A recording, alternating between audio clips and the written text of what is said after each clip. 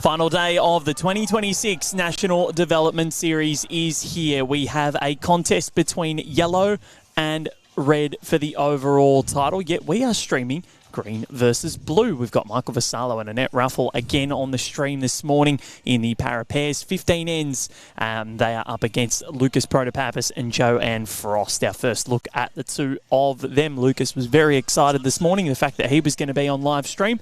And I'm very excited that this lady is on live stream this morning. Tammy Ballard, welcome to you. Good morning, Val. How are you this morning? I am fantastic, slightly cold, but it is currently a balmy 7 degrees at Deer Park, so we are sitting outside. I left my gloves at home. Tammy has kindly donated some hand warmers. Connor, the seasoned Tasmanian Munnings that he is, you're fine. Well, you're slightly cold. We are streaming Joanne Frost, and it is very frosty at the moment. Oh, I reckon you should see yourself out, because that is the call of the week. You have got shorts on, mate. So yeah, I didn't bring trousers. He never does. Next week, you'll at conference, you'll see everyone in pants, and I reckon Connor will just jump in with the shorts. We're up in Gold Coast. Don't need to wear pants there. The temperature's not looking too bad. It's above double digits, so for me that is summer. Yep, that'll definitely help. They have nicknamed this the igloo for winter. So, but I'm hoping that the coolness in winter translates to air flowing through in summer on those very hot days. Hopefully the dome will get a good amount of breeze through and just cool it down. Let's hope. And Tammy, I want to ask about the beanie that you have on. You can see it right at the top of your screen, or top right-hand side of your screen. The black and pink number that you have, the Geelong Jets. Did you pick that up from Ocean Grove? I did. Paid full price. Oh, Maddie. As the good girl I am. Got on board as part of one of the inaugural members. Love it. It's being in the Western area myself. How could you not help but get on board? Honestly, they are the best colours in the Bowls Premier League. I shouldn't be biased. I shouldn't be saying that. But, look, they are the black and the jet pink sensational. So I think when I'm in Ocean Grove in a couple of weeks, I reckon I might have to pick one up for myself. They do pop. Yeah, that's the key. I think with the colours, you want something that pops. Unfortunately, this week with the weather, the most we've seen is sort of the armbands from the players on the field. So might need to get them coloured vests next time. I think so. But I was really happy in the AO in 2024. I went into the tent, and I've never seen beanies sold there before. Never seen them sold there since. But I managed to snag one.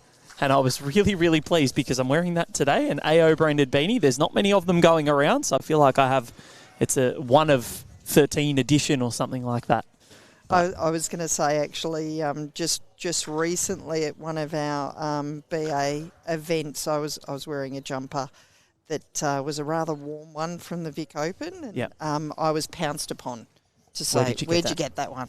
That looks warm. We could have used that at the AO. Yeah, it was cold this year and wet, I must say. So at the moment, Michael Vassallo holding sway across the first end against Lucas Protopapas. Lucas and Annette bowl at the same club at Heathmont, so they know each other very, very well. So Lucas with the light blue on the left of screen, and lighter blue, and Michael with the darker blue on the right. They've been very kind and left them on different sides of the line so we can differentiate. So looking forward to seeing how this goes. The tail of the tape so far, green and blue are in no contention to take home the title at the National Development Series. Well, blue would need yellow to lose every game today, and they would need to win every game. So I don't think it still wouldn't work because then red would jump, except playing. Yes, yellow. Exactly. So it's down to yellow and red, and red need to win 8 rinks of their 11 today. That's exactly what they need. Did the calculations on the bus back last night. Didn't read my rap last night. No. Oh, Connor. I've been catching the bus back with the red team and now doing the calculations. So you're a Team Red man? Oh, no, I'm saying I'm biased. It's just been catching the bus. They've been giving me a lift. No, it's fair enough. If they give you a lift, you know, you can support. Yeah.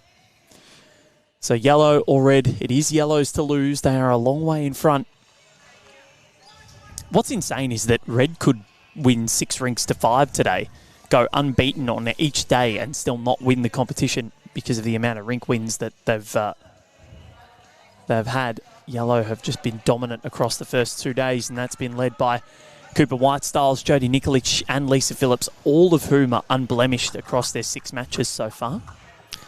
I think for red, those had 3 draws on the first day, and that really hurt them as well. Yeah, that it certainly did. That red and green contest was enthralling, but say they won those. 1 extra shot, 3 extra shots across those 3 rinks, and things are starting to look a lot better. And they'd be right in with a chance of winning it today. If you take off 3, add 9, what's that? 45. You're only 2 rinks behind. I'm just going to say it's too early in the morning for math for me. It is, but I'm glad you've done the calculations. We did it last night, yeah, so when it wasn't morning. When you're in this caper, you have to do the basic stuff, but I don't need any long division or anything like that. They always are, when you're doing matrices at school, and I look at it and I go, thank God I can do this on a calculator, because when am I ever going to need this? I was very lucky I knew what I wanted to do from an early age and being in the media and doing this sort of stuff. But, yeah, maths was always, as long as I know my basic addition, subtraction, times tables and division, I'm fine. And percentages. Yeah, I was about to say percentages are pretty important. I was going to say I loved my maths, but sport was the thing for me. I started in sport, so I'm pretty happy to be back in sport again. But the maths, somewhere along the way, I kind of let that fly and went, just go to the basic stuff. And now I just hand it over to the kids and say, can you do that for me, because you were at school more recent than I was. In fairness, phones are calculators now, and they're pretty good calculators, so that's all we need. Joanne Frost just goes through the gap. Joanne's been playing really well all week. I've had the opportunity on a few games to assist with Joanne, and it's been a really good experience to do some work with some of the paras and just watch their approach and their setup, how they repeat their tasks, and just understanding the. Oh, look at that bomb! That's a bomb by a net. Well done. It's been fantastic to have that go and work with them, and some of the good conversations that we've been having as well. Yeah, I haven't had the pleasure of actually meeting Joanne properly, so I'll have to go and have a chat to her at some stage today. So first end goes the way of Ruffle and Vassallo. A little bit of a fortunate result at the end there, but I would say that's a 2 to Annette and Mick to get things underway. 2-0 after 1.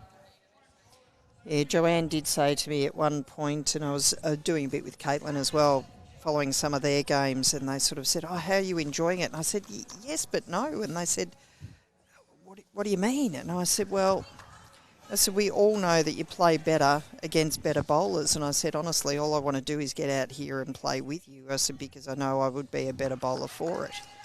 That's, Connor. Welcome to the media team. Every event that we do, Connor, after every session, I reckon, says, I want to get out and have a roll. Spent 3 weeks commentating and never actually put a bowl down. But I was picking up the bowls for them, so I'm holding the bowl in my hand saying, how easy would it be to just let it go? Send it down. Matty, Lucas and I at the indoors, God, we were playing well from the commentary box. The shots we were calling. Did they listen to you when you called sometimes, and they were getting them. We were playing so well. And I was going to say, for me, when I first started, watching the online, listening to the commentary, listening to the commentators letting you know what options might exist, and there always seems to be 3 options to come into a head. But just learning so much from that. Great bowl there by Lucas. He'll be happy with that one. Well, it's a simple equation for the leads. Get as close as possible. you would think that's simple and you would think that I'd be very inspired, but gee, I went home to bowl last night and I just was not able to emulate. Michael Vassallo is very close. He's not far away at all, is he, Connor? Oh, great bowl. Mighty start for Mick this morning. Finished with a flurry yesterday, did Michael Vassallo and Annette Ruffle. Won the last 6 ends of the game. All of them were singles, unfortunately. So from 12-3 down, they got it to 12-9. Unfortunately, those lack of multiples really hurt them. But they kick off with a multiple this morning. So 7 ends in a row on this very rink for this pair. They have moved the rinks over a little bit. It looks closer to the ditch. Yeah, it was a lot easier to set up this morning. Yeah. Very easy to set up in terms of not having to go around that electronic scoreboard. How much have we seen the teams dig in, though, where if one gets away to a bit of a start, the other team just does not let them have it. It's just dig, dig, dig. We've seen so many comebacks. Well, Lucas yesterday against Cooper Whitestyles was down 20-8, and he actually got it to 2017. Yeah. So he came home with a wet sail. Unfortunately, in that last end for Lucas, he promoted one of Cooper's bowls right to a resting toucher, which didn't obviously work out well for him. But, you know, I think the mental fortitude that he showed, plus the game that you did the other day with us, Tammy, Sophie Kurzman, and Lisa Phillips. Yeah, it was 19-8, and yes, to 2016 did Sophie. And I think Amity and Samantha, I was scoring that yesterday, and that was a similar scenario. I didn't quite catch the end of it, but Samantha was coming back all the way. Wouldn't let Amity, because I think she was a 10-1 or 10-2 out to start off with. So there was a bit of a gap, but Samantha kept on bridging it.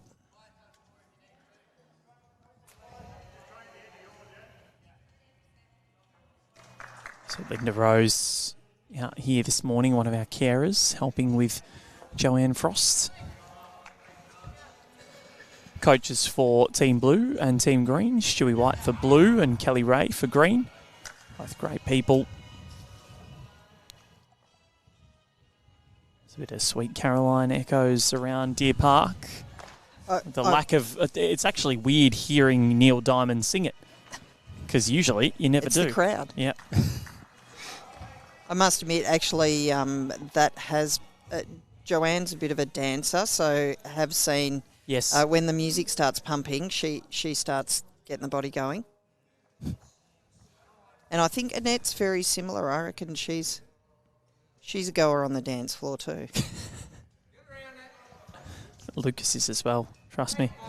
Gave us a shimmy. Yeah, he was shimmying yesterday. A nice little rub there for Annette Ruffle, and usurps her Heathmont teammate for shot. Might be holding 2 actually.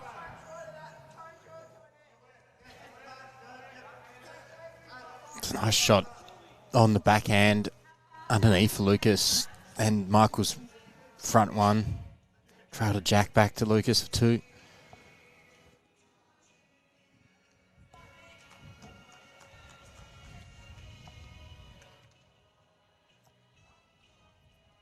Joanne Frost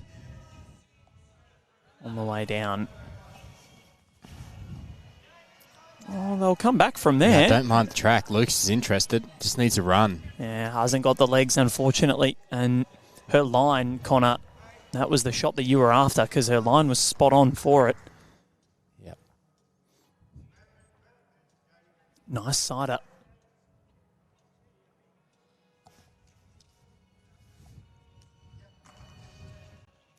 This one's going to... Just a bit narrower than the last one. It's holding, though. Yeah, weight very good. Yeah. Same weight. Only really came late at the end there, but yeah, weight was spot on from Annette Ruffle. Okay, I am finding it challenging not to sing. Nobody wants me to, but Do it. No. Do it. Ba, ba, ba. Those who know will recognise my Palpatine reference from Star Wars. Connor looked at me immediately. Good ball knowledge from you, Connor.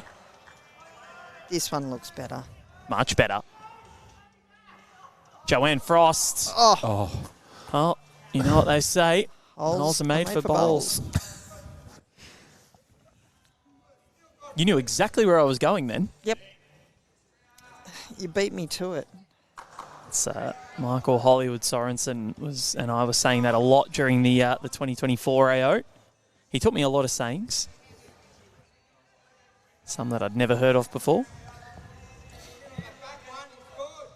Annette Ruffle. What have you done here, Annette? That is It's a great splendid. spot, isn't it? Are they holding 3 here? Yeah. I think they are. Yeah, I think Joanne Frost doesn't need to correct much on her last bowl. The challenge is she moved that a little. She just moved the jack a little bit on the way through. So whether Lucas's front bowl is now going to push her into that front bowl of Annette's, that'll be the challenge. But she may do the double tap and then fall in for shot. Well, I think if she lands on Lucas's, it's okay. Doesn't want contact on that front. Won't get it. Trying to Is she go on going it. to do something? No. I thought she had enough weight to possibly come off that outside one. Yeah, Lucas was willing it, wasn't he? He loves willing a wick. So that's another 3. And, well, this is what they couldn't do yesterday in the afternoon session. 5 shots to 0. They could win ends. They won the last 6 against Aaron Kelly and Caitlin Smith to no avail. All with ones this time. They've started like a house on fire. 5 shots to 0 after 2. It's going to be a bit of a third time a charm for Annette Ruffle and Michael Vassallo. Third time to be on stream. 2 losses. Can they get a win? Yep, they got cooped on Tuesday. Cooper Whitestyles and Jody Nikolic were magnificent in that first game. Cooper in particular was leading superbly, and yesterday it was the Caitlin Smith show early, and then Aaron Kelly just did what he had to do late. Might just need to get a net. Oh, it is the jack roll, so hopefully she does hop out the way for us. Placed it down. There we go.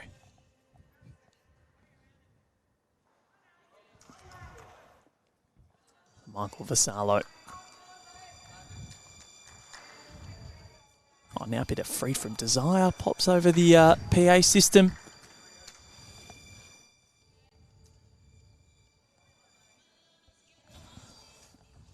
I'll tell you, one of the things that I think I've enjoyed most about this week with this series is how they're rotating through game types, rotating through front end and back end, and you know the challenge of the different types of shots that you might play. But I think you know this type of a format really increases the communication between you know the partners, yep, and really helps everybody develop.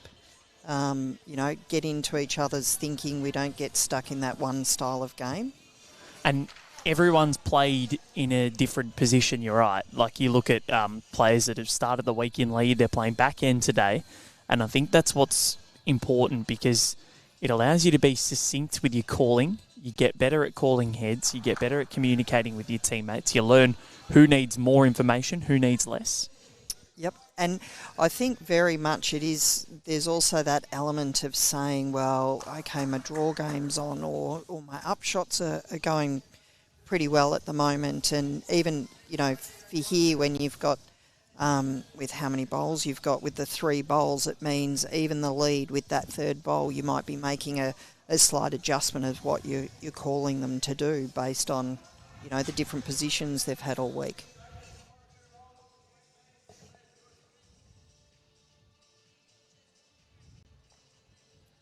But it's really giving every bowler a chance to show their best and valuing everybody for what they can offer each different position. As we know, sometimes we get stuck in particular higher divisions, you know, with we've got to drive, but it shows that combination of sometimes you'll have an aggressive third and sometimes you'll have an aggressive skip. But it's about making those partnerships work and work your games together. Yeah, and be like, if you are an aggressive skip, you may need to get the drive out earlier to make it better for you. So you might have to tell your third, like, look, I know you prefer drawing, but look, I back you in. Yeah, you got to be able to do it, and I think have all the shots, and all these guys do. I've been watching Kelly with her coaching throughout the week because I've predominantly just happened to be on a lot of green games, and often she asks them, "What do you see?" And then she says, "Okay, if you see that, back yourself in. Yep, go for it." And it is that aspect of, you might miss something. What did you learn from that? How can you correct next time? And very much that she's very positive attitude in the way she's been working with all of her bowlers. And it's okay to drop something, it's okay to miss something, but what did you learn? Come back from it next time, back yourself. And I think, for us ordinary bowlers out there, the ones that are, the heart and soul down at the club level, reset yourself. Each end you can reset yourself. If it's not going well, don't talk yourself into a bad game, talk yourself into a good game. 100%.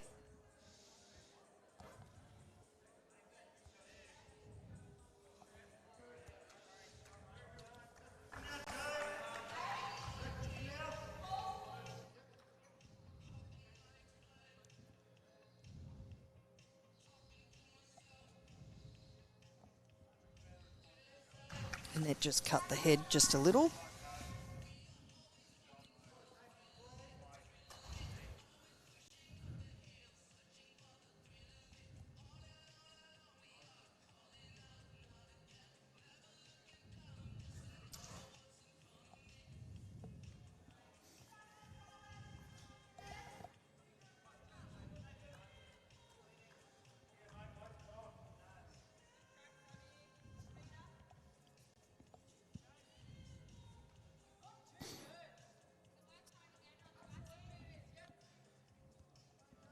Joanne Frost wants to sit, stay for shot, and she does. That's a great job.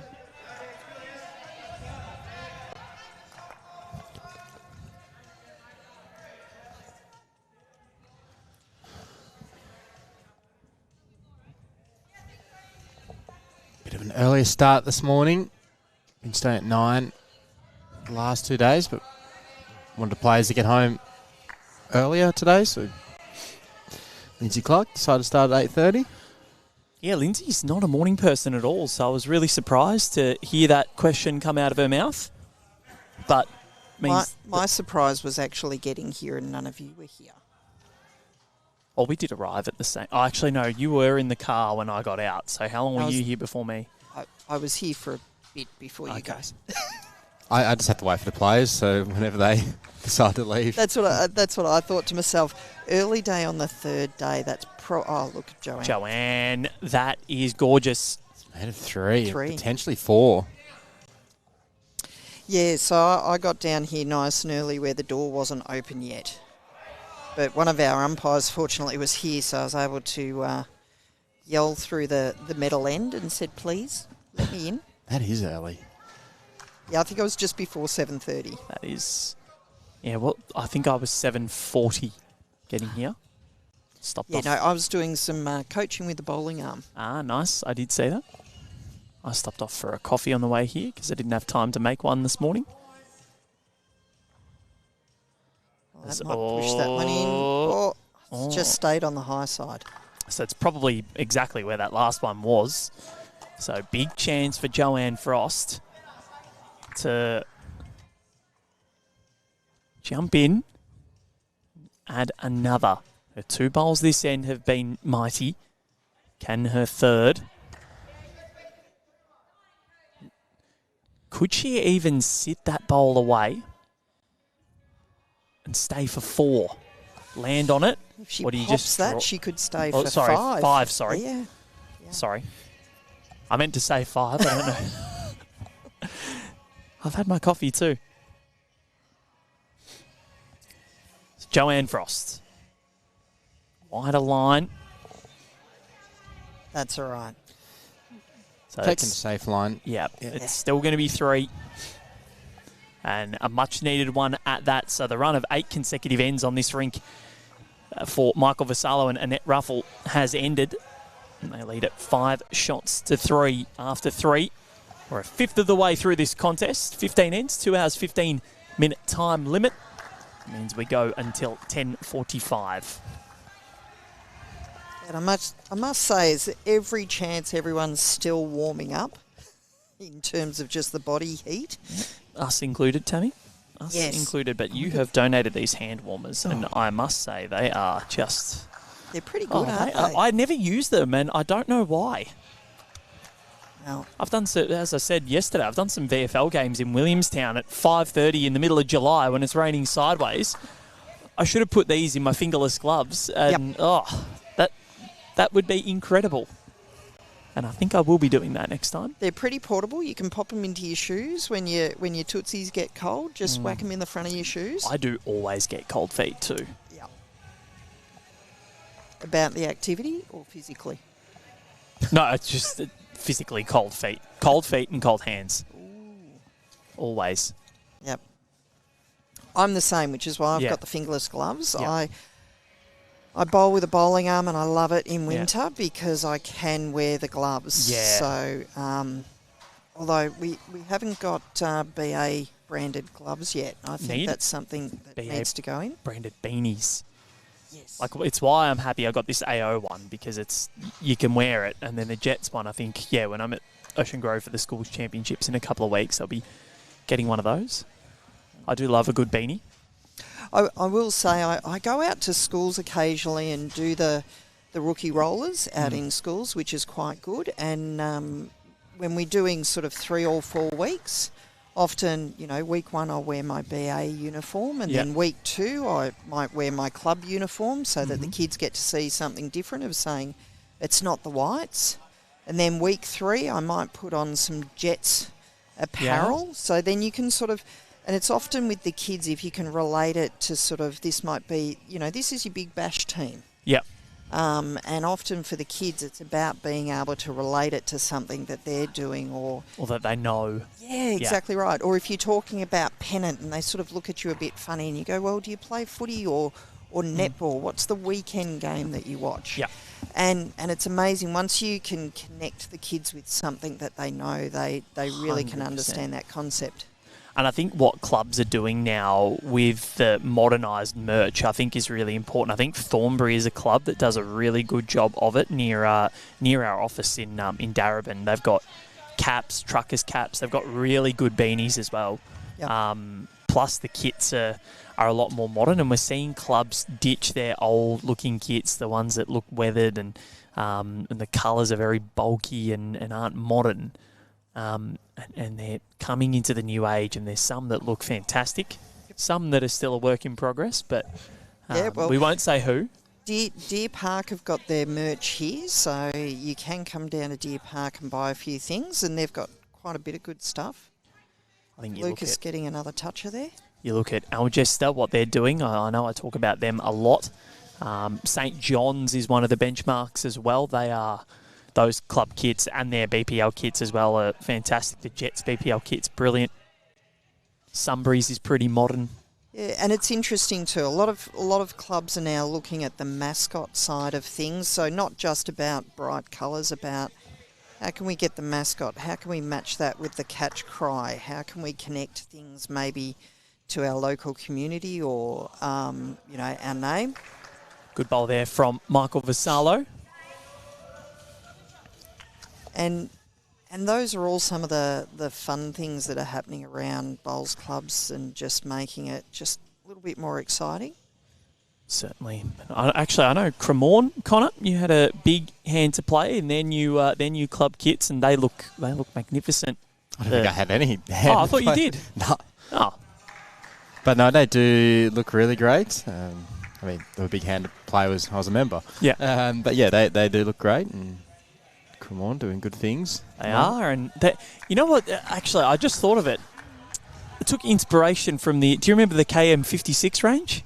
No. The Karen Murphy... No. Oh. It was something that we worked on when I first started at Bowls Australia. I'll see if I can find it.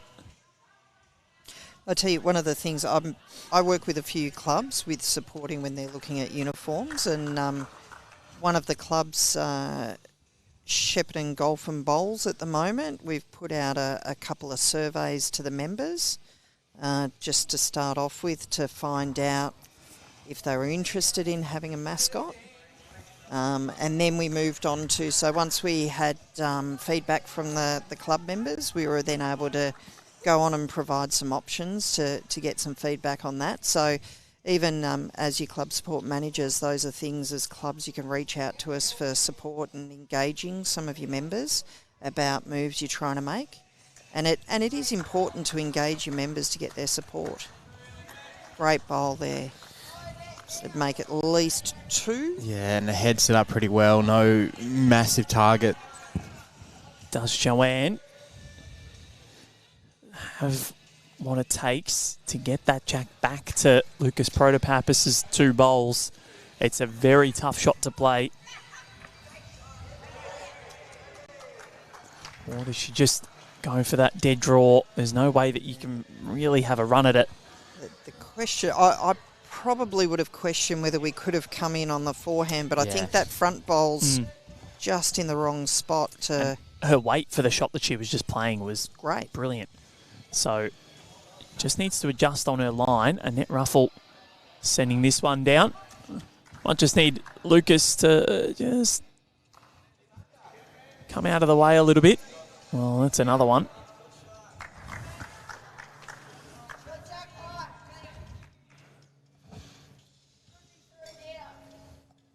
Could be 3 down is the call. And no, wait, we are 3 down. Yes, you are, Lucas.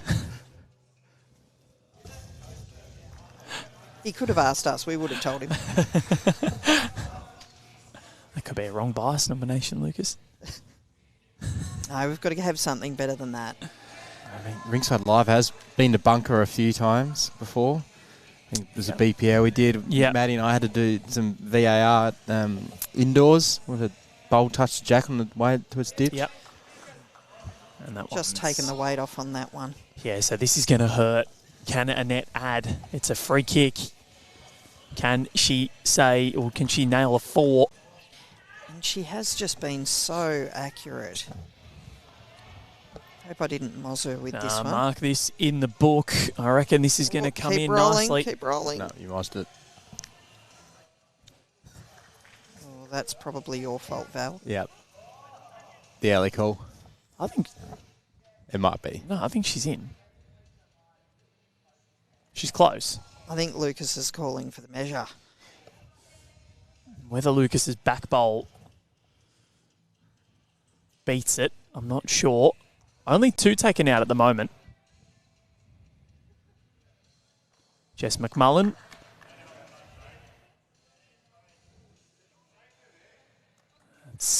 I think that's 3, definitely.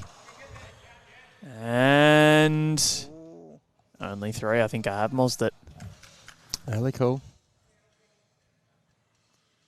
Looked like it was going to have the legs and just dropped slightly.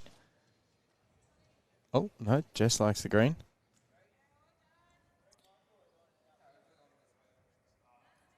So was it 3? Is it 3 or is it 4? 3 it is. So that 3 that they dropped on the last end, negated. 8 shots to 3 is the score after 4 ends.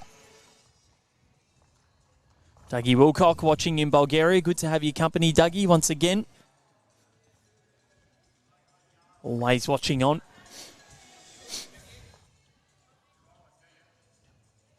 There's been a few of our regulars watching on at the National Development Series. I've got to figure out how to commentate from my TV so I can let you know when I've got it on at home. True. Yeah, you can't. That's one thing you can't do. I must admit, I may manipulate the system when certain games are on and have the phone, the iPad, the TV, all going. Look at that, 3 people watching. Love Just it. add the numbers. Nope, that's what I want. Doesn't matter how you get the views, as long as you get the views. Yeah, well, we've got 147. It's a bit less than what we normally are used to, but Early morning. it is early in the morning. I wonder if Lucas let Carol know he was going to be live streamed this morning. He would have let everybody know. So 146 of those are Lucas fans. Yes. And Carol's been here so far each day of the week. She's a great supporter of Lucas and, does a great job with the Bowls Australia National Rankings as well. Lucas and Carol are always monitoring that, and Lucas he sends you the all the list of ranking events. Yep. Connor, and Yeah, he does. probably does some of them a bit later than he should. And he has no right of reply. And Carol, of course, does work with Parabowls right across the board. And she's also doing some women in bowls. There's yesterday, I think, Bowls Vic put up a program that Carol had run, a 5-week pre-season program for women. Bit of a case study there.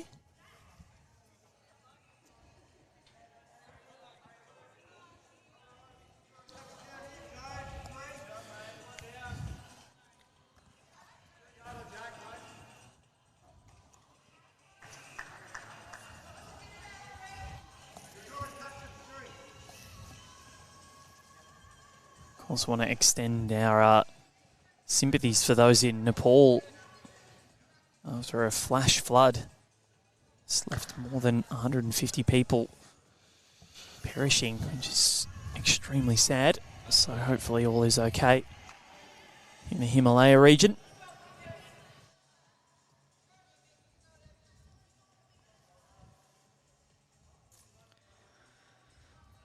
Lucas had good weight on that last bowl, just ran out to the side a little.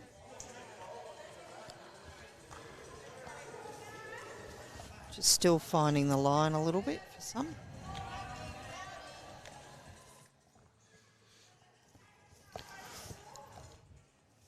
Michael's got good weight on that one. Again, just the line we're working on.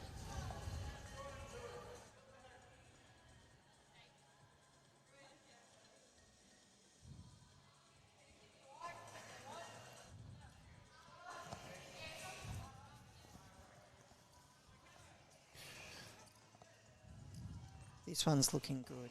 Slows down. Yeah, good bowl there. 2 good position bowls from Lucas Protopapas.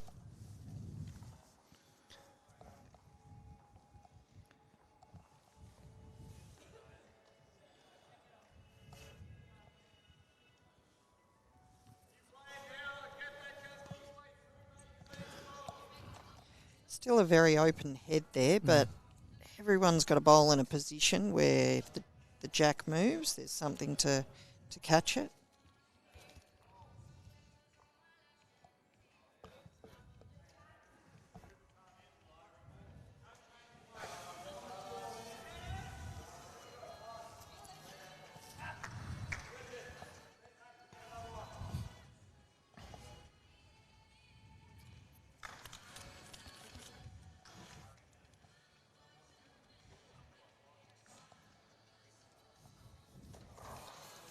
So net Ruffle sending this one down. This is for bragging rights at Heathmont. And Lucas, clubmates, know each other very well. Heathmont Cup. The Heathmont Cup going the way of the Ruffle at the moment. Ruffling Lucas up.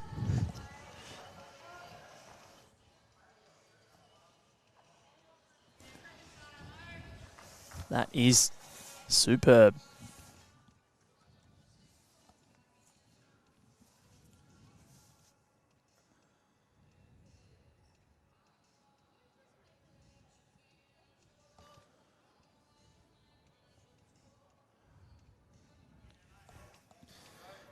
Nice shot on for Joanne. Just trail jack, sit the bowl. Got Lucas at the back and showing a pretty good track. Lucas is interested. Oh, just drawed a dead shot. Wow. How is the weight control? Yeah. Kelly Ray with a big smile on her face. I don't think she's ever not got a smile on her face. She's great value is Kelly Ray.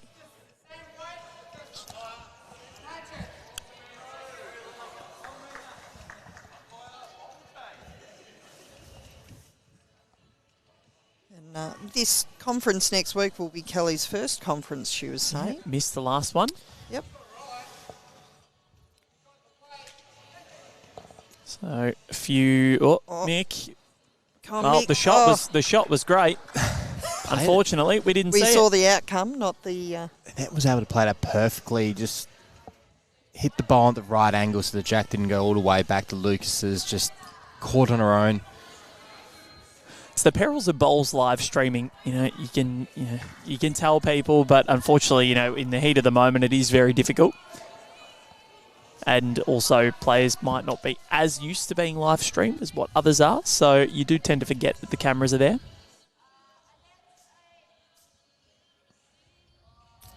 One man who never forgets the cameras are there is Lucas Protopapas. He knows exactly where they are. If Aiden Davis was here taking photos, Lucas would be posing and doing whatever he could. Aiden got me good at the Com Games a lot. Yep, every day. There were plenty. If you go and have a look at BA's website, the Com Games galleries, there was me in a lot of uncompromising positions. Mid-bite of my Percy Pig Fizzy Pigtails. Not sure if either of you have tried those, but they might be up there for some of the greatest lollies I've ever eaten in my life. Did you bring some back for us, is the question. I brought some back for me, and I finished them within probably 4 days. They lasted me my whole trip. Didn't go for them in Switzerland. I was so good. Brought back some Swiss chocolate. I was going to say, it is interesting. You can find the American lollies around every now and then. But yeah, I know where to go for those, don't worry. Yeah. I know where to go for those, Tammy. And one thing that I did have in Scotland, and those that might be watching in Scotland can attest to this, Iron Brew. Have you ever tried that? No. So I was told to try it by a couple of people that I know. And it's the #1 selling drink in Scotland. So Scotland is only one of 2 countries in the world. I think the other one is Angola, where Coca-Cola is not the #1 selling drink. It's because Iron Brew is. It's a Scottish drink. It tastes very similar to creamy soda with a bit more of a metallic-y taste. Brown creamy soda or pink creamy soda. Oh. Totally different taste. They're both good. I think if I... The Kirk's pink. Kirk's is good. I'm a big Schweppes guy as well. But this Iron Brew, if you find it, you can get it at Woolies and Coles, but it's also on Amazon. Would highly recommend. It is genuinely delicious. Looks like Fanta, tastes nothing like it.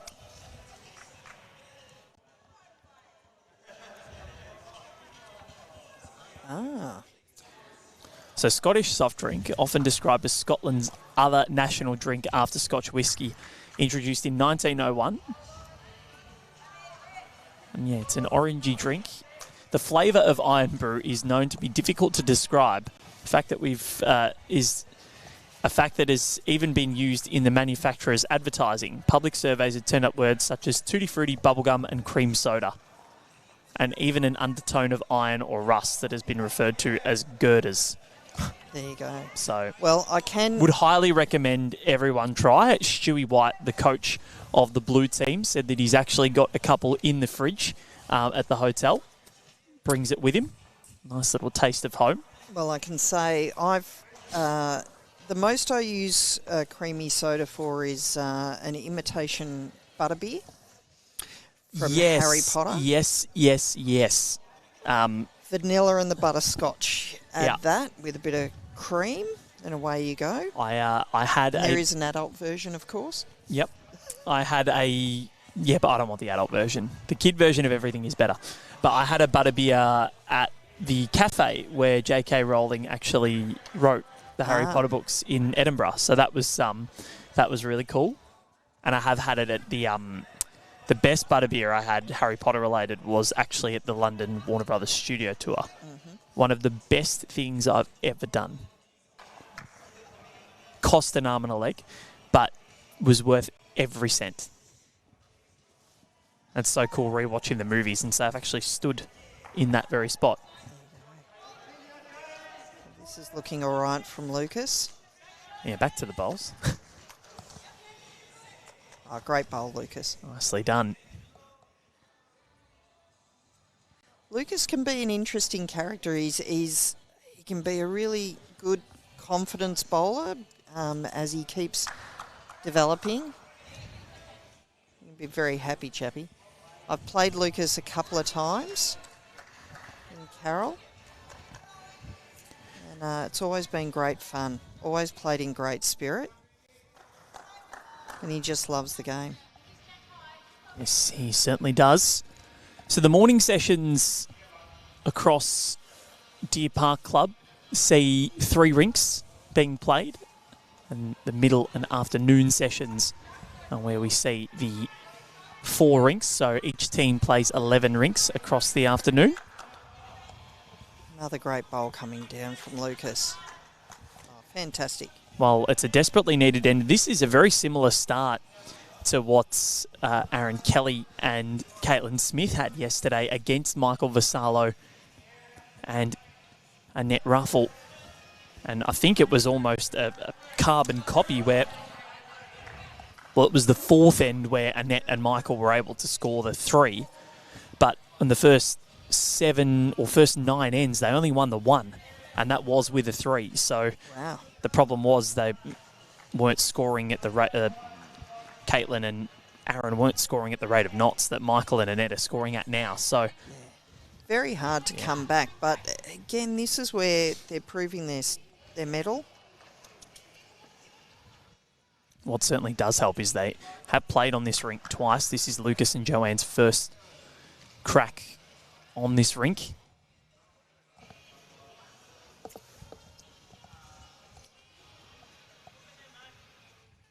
Lucas Protopapas, not quite.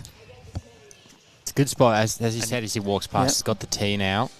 So 2 on it, 2 behind. Or 3 behind. Yeah, they're on it and behind, which is where you really want to be. Yep. On it and short can have its dangers.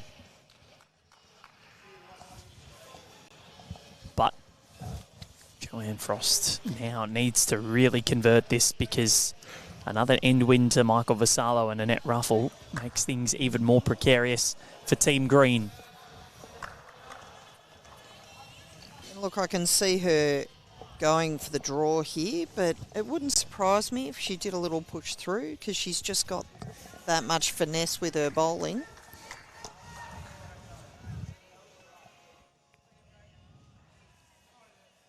But I think across the last couple of days, what I have seen is just so many good draw bowls, or perhaps push the bowl through just an inch or 2 to go from 1 down to 3 up at times, because their heads have been so tight.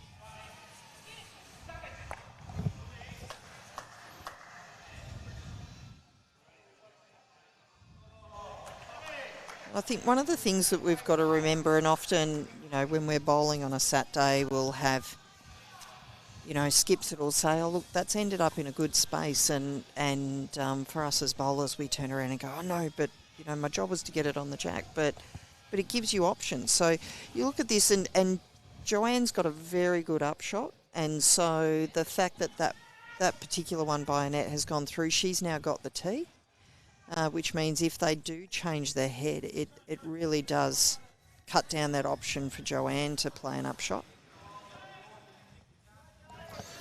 Joanne, if she can run this out, though, just going to pull up short.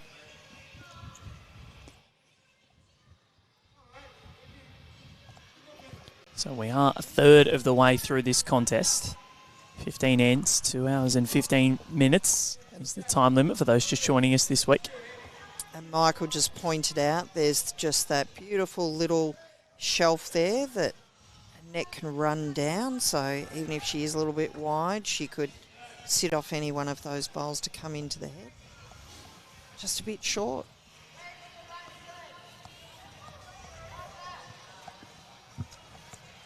Sometimes that's that challenge. If you run through their head a bit, you overcompensate on the next one. But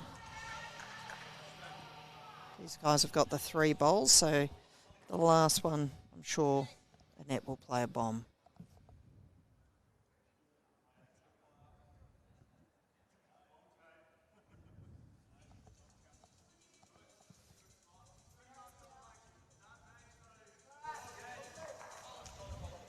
Joanne overcooking that one.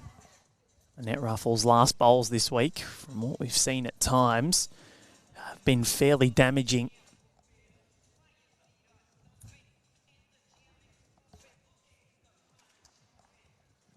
But I'm not sure this one is going to stay around.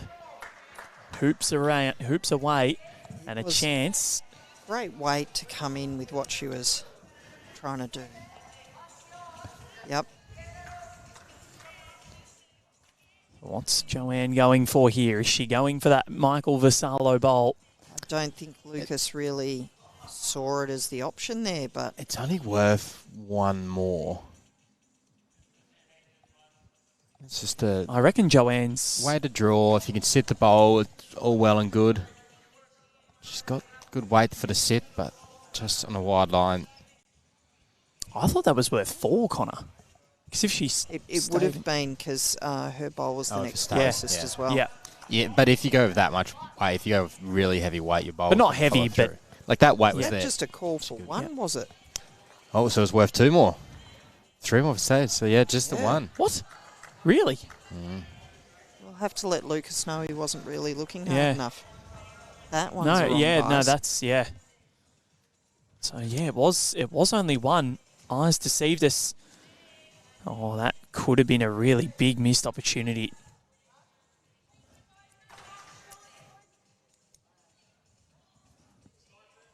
I think Matt back and short is what the call was.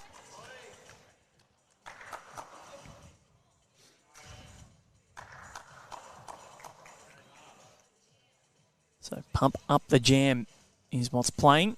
Lucas needs to try and pump himself up. Every time I hear this song, I think of You Don't Mess With the Zohan. Not sure if you've seen that Adam Sandler movie. Oh, yeah, I must admit, 50 First Dates is probably my favourite. Okay. I haven't, some of them are very hit and miss for me. Sometimes that whiny, stupid voice that he does really gets on my nerves. Like Billy Madison, it killed me and almost ruined the movie. But You Don't Mess With the Zohan. You're watching it and you kind of look at it, you go, none of it makes sense, yet it is just so good. Yeah, good start there by Lucas. Military legend that wants to be a hairdresser. It doesn't make any sense, but it's brilliant. I'll see. When I think of Zohan, the only thing I can think of is the Big Movie. Big Movie? That was it Zoltan? That was Zoltan was where he made the wish. Zoltan. Which one? I have seen there's a Zoltan. Which movie is that? Didn't he make that was the wish where he wanted to be bigger and then he goes back to the Zoltan machine? Has to drop the coin in? I'm not sure. Connor just thinks we're both crazy. I'm not good with pop culture references. Big? Is that the Tom Hanks movie? Yes. Okay. I have seen that piano at FAO Schwartz in New York. Would you prefer Star Wars references or what's your... That's pop culture. You're a big Star Wars guy. And Marvel. I get some pop culture stuff, but...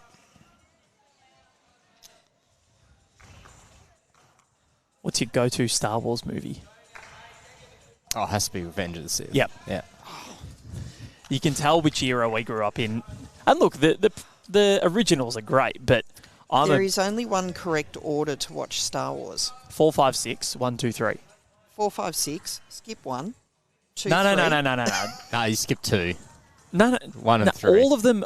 No, all of them are good. All of them. I'm big on all of them. 1, you have Darth Maul, one of the best villains. It's a bit of a revisionist history, though. Obviously, the prequels got absolutely panned when they came out, but And then the Everyone loves them sequel, now. yeah, because the sequels were just god awful. But no, it's 4, 5, 6. One is fine. Like I know people don't like Jar Jar. He's not that bad. And that I actually find the pod race goes forever. It's too much. I would have liked more. Well done, Obi-Wan. Lucas. Great Yes, more. That was a very good bowl by Lucas. Yeah. Just last little point. I would have liked more of the Obi-Wan and Qui-Gon duel with Darth Maul instead of the pod race. And then 2, you get Battle of Geonosis. Nothing wrong with that. Yoda gets the lightsaber out for the first time. And Revenge of the Sith is just pure cinematic masterclass. It's a good spot for Michael Vassallo. Gives the net something to play to.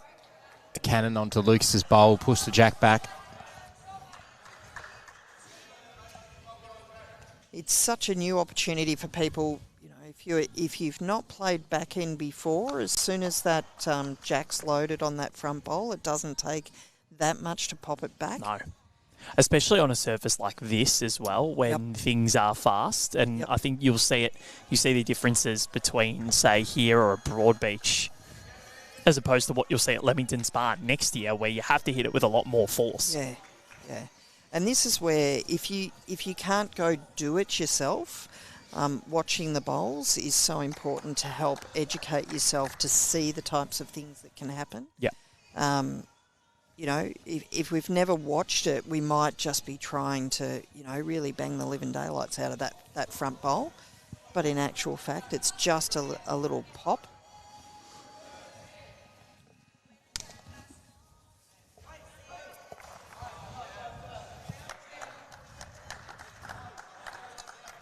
So that one is one that I think Joanne will probably want back. A few metres short. Just possibly missed time to release. Yeah, which can happen very often.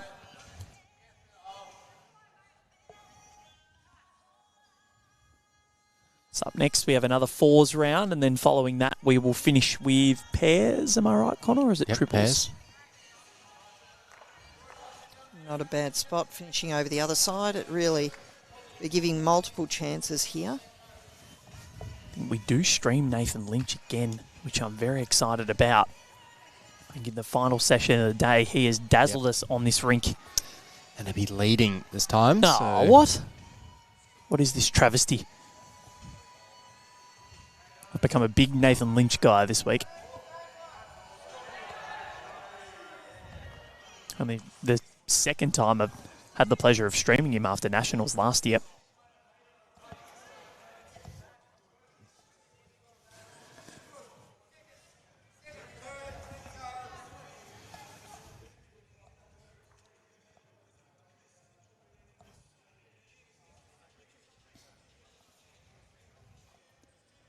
The Nationals coming up very shortly, a couple of months' time in Perth. It's where we produce some of the biggest cult heroes in the sport. Of course, a couple of years ago we had Bronwyn Hagger saving 27 shots in a senior sides game, and then last year, who could forget Nogga? And Nogga will hopefully be back. Has he been selected as a skip, Connor? In the over 60s? I don't know if he's skipping, but I think he's selecting the team. Hey, if he wasn't, I would be down in Tasmania protesting. Chris Norris, the King of Dover.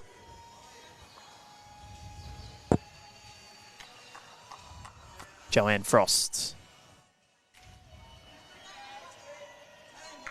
So Lucas still holding. They haven't won back-to-back ends yet. Yep, he's been named. Oh. That might get me to Perth. If you don't want to go to Perth, I'll go. My shorts are ready. You can. Connor will be there. I'll be covering that one from afar. Ah. Clive Adams will be on deck for those that miss Clive. Course. So back-to-back ends for Team Green.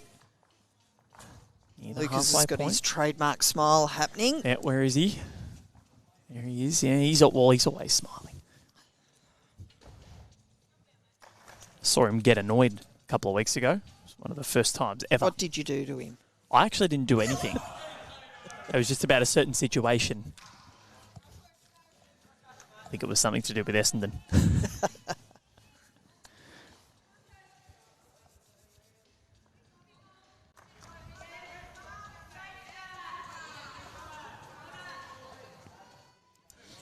Just looking at the yellow versus red contest that's happening in the far rinks, and yellow is actually up on each rink at the moment. So if they can get the 3 wins this morning, that means red has to be perfect for the rest of the day.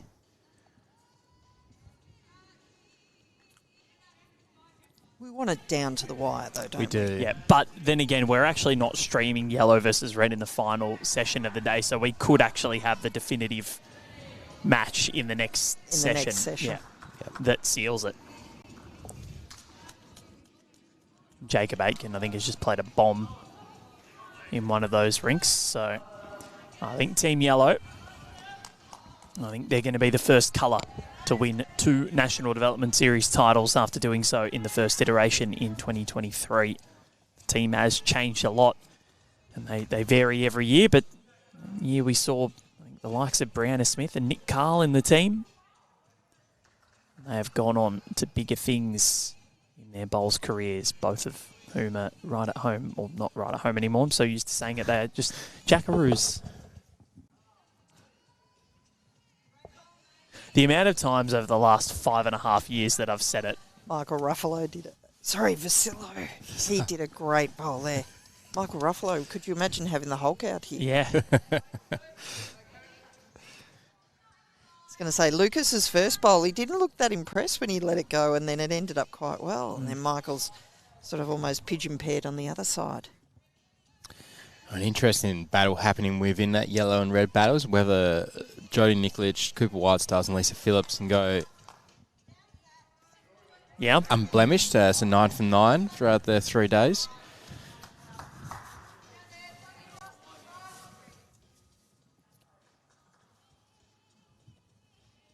Well, one of Michael Vassallo or Joanne Frost will get themselves out of the doldrums here. Neither of whom have been able to register a victory. Annette and Lucas both with 1, but Lucas has had some really close matchups in his singles.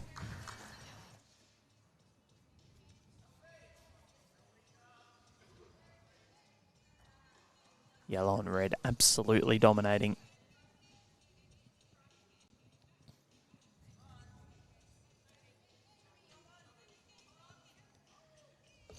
What has Lucas done? Just dropped down at the last second. He had good weight, Lucas. Just need to get around those front ones and rest and touch, I reckon.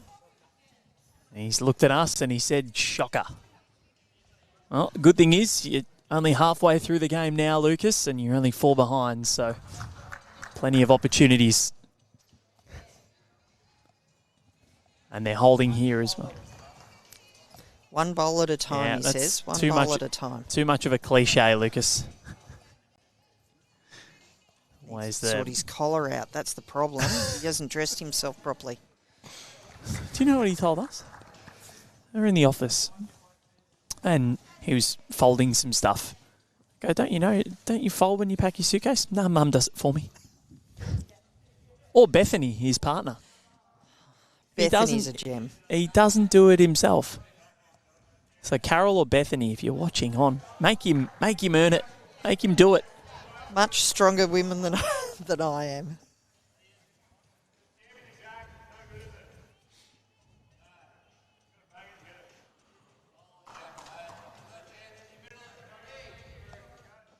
The first time I met Lucas was down at the Vic Open. And I thought, who is this brash young fella? Giving as much stick as everyone he could around. And, of course, it came straight back at him. Yep. But he doesn't care. Like, I think when Matthew Kennedy, Bowls Australia's CEO, first started, Lucas dropped a sledge in the first meeting. Just did not care and launched in. And I think Matthew kind of realised, oh, okay, here we go.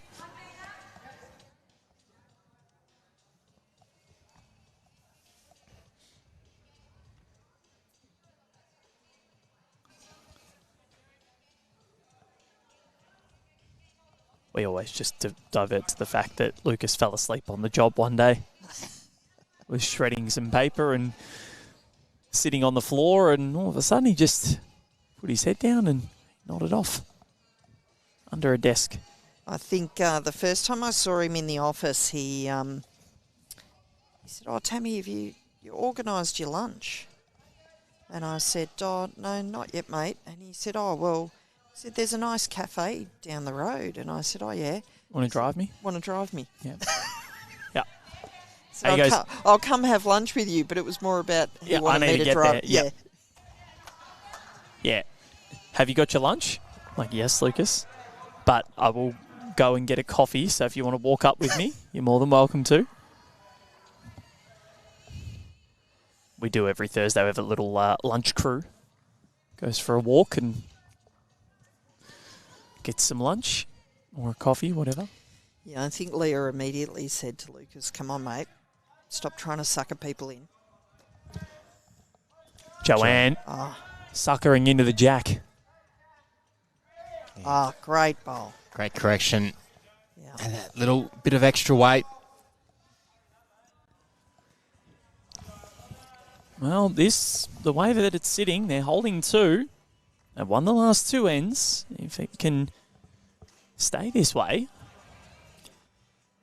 Tell you what, Annette is not on a bad track here. That is making its way down. If it can avoid her front. Oh. So, Joanne Frost with a big opportunity to put in a third and heap the pressure on. Lucas just raises his eyebrows at me and says, "Here we come." Just need him to start shimmying.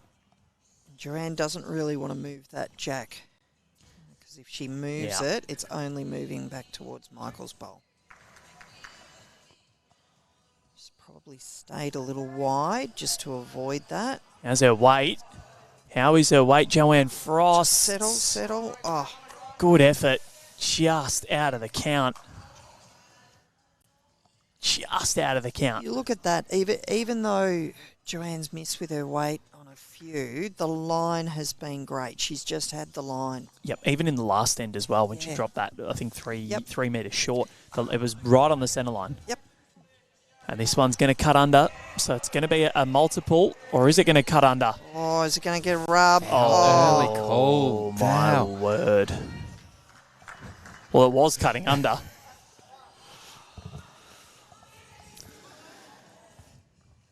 Wow. That is, it's that heartbreak moment, isn't it? Yep. It was 9-7 on the scoreboard. They're ready to pick up the jack. Now it's 10-5. And that is a little bit of a dagger. Wow.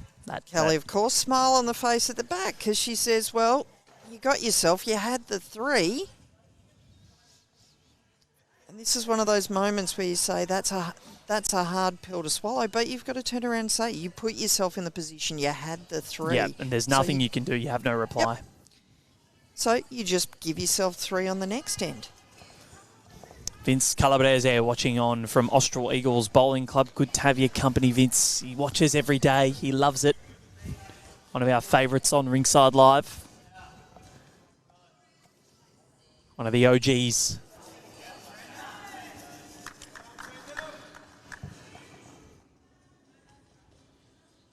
Nothing better than going to a bowls club and you actually see the bowls up on the TV. Does it happen much? Look, it depends on the club. I know at Broadbeach they've got it. Yeah, there are some clubs that's all they have on, which is fantastic because really there's so many games out there to choose from. Other clubs, of course, you walk in and, they love their footy. Yep, as they should. But get yourself 2 TVs. If you need to, put footy on one and put the bowls on the other.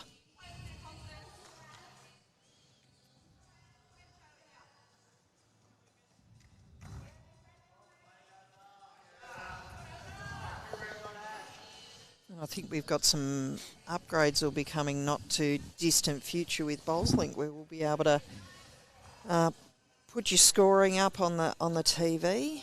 the references and your club teams and things of that nature. So, you know, keep a lookout for those, because when those changes come, it'll be just that much easier to share what's happening. And, of course, in Victoria, we've got quite a bit of a push with our pennant for live scoring, which has been really well taken up in Victoria, as we are live streaming here. And there's a few people who hadn't live streamed before, live scored before. And they're a little bit nervous on the first couple of ends, and then each person who's live scored has said, well, that was pretty easy. And really enjoyed that aspect of just the quick pop it down, the fact that your score gets confirmed with your opponent before it actually goes up live. So they've said, well, there's no getting to the end and saying we messed up end 3. And I do sometimes get asked, why the push? Why is this happening? And you know, one of the aspects is we might fill out our cards on a Saturday or a Tuesday or a Wednesday whenever we play, but often we forget about the staff or the volunteers that are back at the club that then have to enter all those scores in, that have to finalise all the scores. And even, look, some clubs struggle with volunteers, and you know, the scores might not get up there until Tuesday or Wednesday just based on what they've got on in life. So, you know, as soon as you're finalising that game, it's out there, everyone can see. So it's really some great innovation within our game.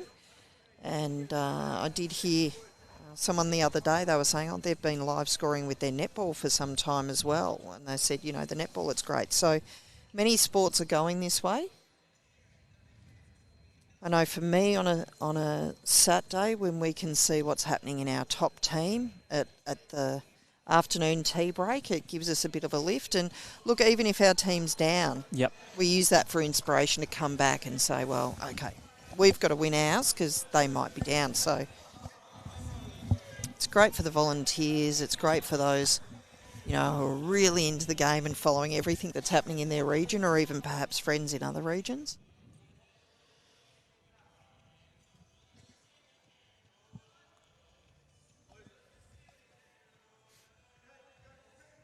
As I've said, as a person with slightly dodgy eyesight, I do have one of the biggest phones that exists. And as a female, we don't necessarily have the best pockets either. You got to have the big phone. I'm a big phone guy. Pro Max. Yes. And I could not go back to a smaller phone now. No. No chance.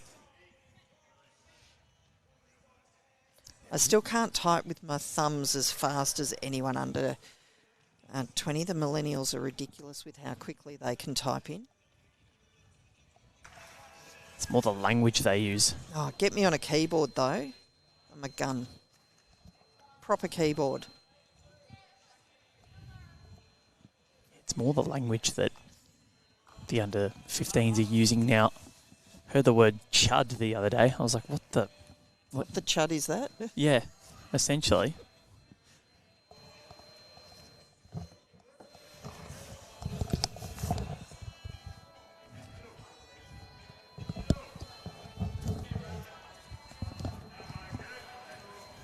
Great line there by Annette with both of her bowls.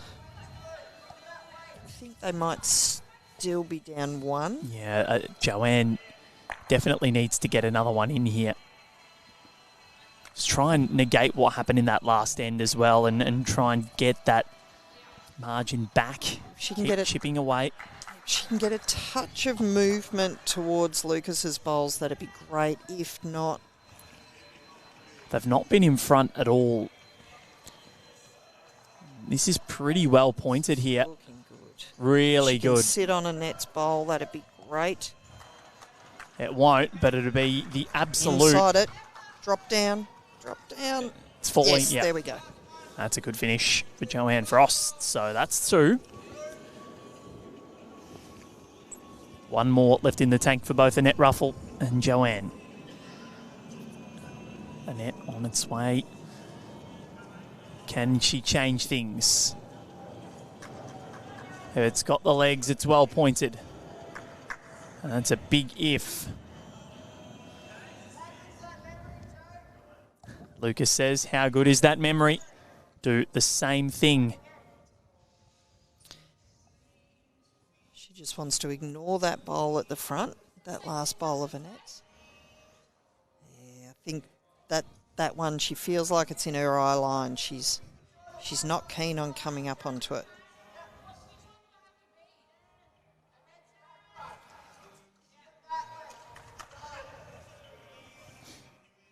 I think she's thinking if she comes the other way, look, if she's a little bit wide, she might knock Lucas's front bowl in for another shot. Yep.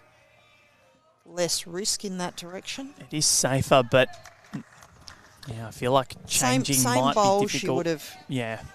Wouldn't have been a challenge, but yeah, her Lucas weight's is fine. calling for the stop. But if she it's knocks green, that one out. Oh, yes. She's made 5. Look, that's an amazing bowl. 5 it is. What a comeback. That is ginormous. We are Big tied. smiles. Change of hand, no problems at all. Joanne Frost, 10 apiece. This is the closest they've been. They've not led at all. They've only won 4 ends in this game. She just doubled their score with that one shot, and I think, you know, again, importance of looking at the head, because we were really looking at, you know, perhaps one direction. There was the risk of knocking that front bowl of Annette's up. The other direction, we saw the positive potentially of knocking Lucas's up if she was a little wide, but no, she chose none of those options. She chose to move Annette's bowl altogether. That is glorious. And Lucas said if you beat Annette's bowl, you're in. Well, get it away, and you're even better. 5 shots, almost the full count. One of the biggest that we've seen on Rinkside Live this week. Lucas is up and about. Yep. He's walking taller. Calling a rest and touch right here. Talked about he's a bit of a confidence player. Doesn't matter if he does it or his teammate does it. He does walk taller. And I tell you what, Connor. I tell you what. Oh, it was so close. It was anything but a toucher. Nearly called it. Wow. Now Ricky Ponting, cricket, he always calls a wicket in the same over. Yeah. So I'm Ricky Ponting of bowls. Cool.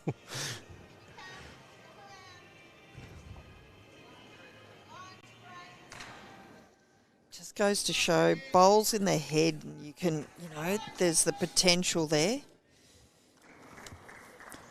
Michael Clark watching on, doing a great job, Tammy and team on the comms, hitting the road shortly. See you soon. Good to have your company, Mick, and we'll see you here very, very soon. Mick did some marking for us on the first day. Mick's a fantastic parabola. He's actually just moved from North Ballarat to Deer Park. Yes, he was sporting the kit. Looking to advance his game. He's been a very popular bowler around Ballarat for a few years now. He's a great fella.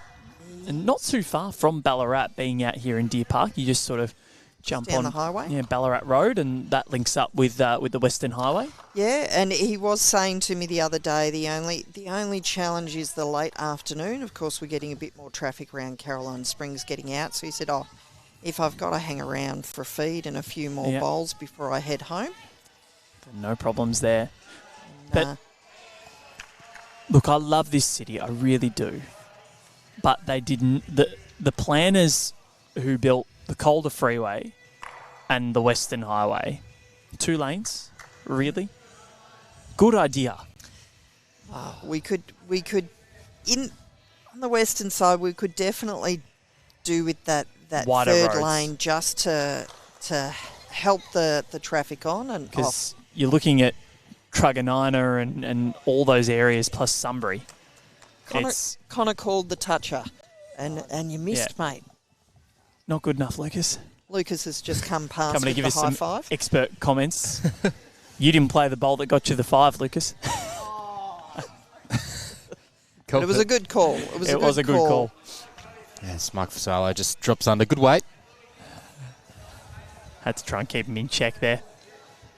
But yes, it's. I think yes, Sunbury. The expansion out here with the new estates that are going up. You know, Sunbury has changed. You know, my grandparents have lived there since 2002, and the change in the area. I remember I decided when I got my P's to do it in Sunbury because I thought do it in Carlton, do it in Sunbury. Sunbury's probably the wiser choice. I thought it'd be quieter, won't be too bad. It was nowhere near as quiet.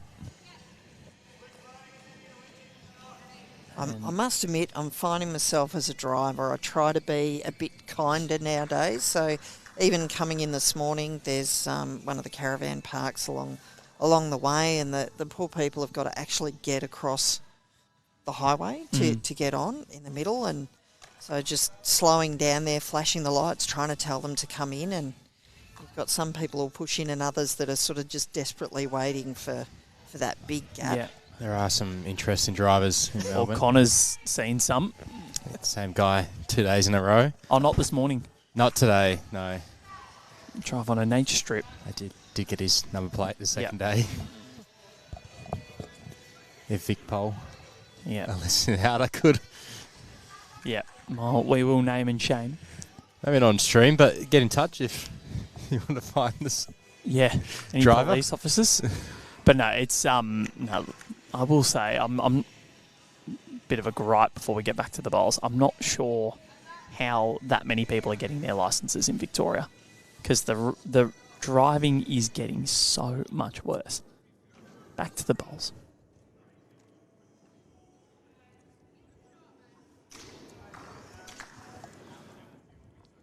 Joanne Frost played a beauty with her last in the last end to get it to 10-all.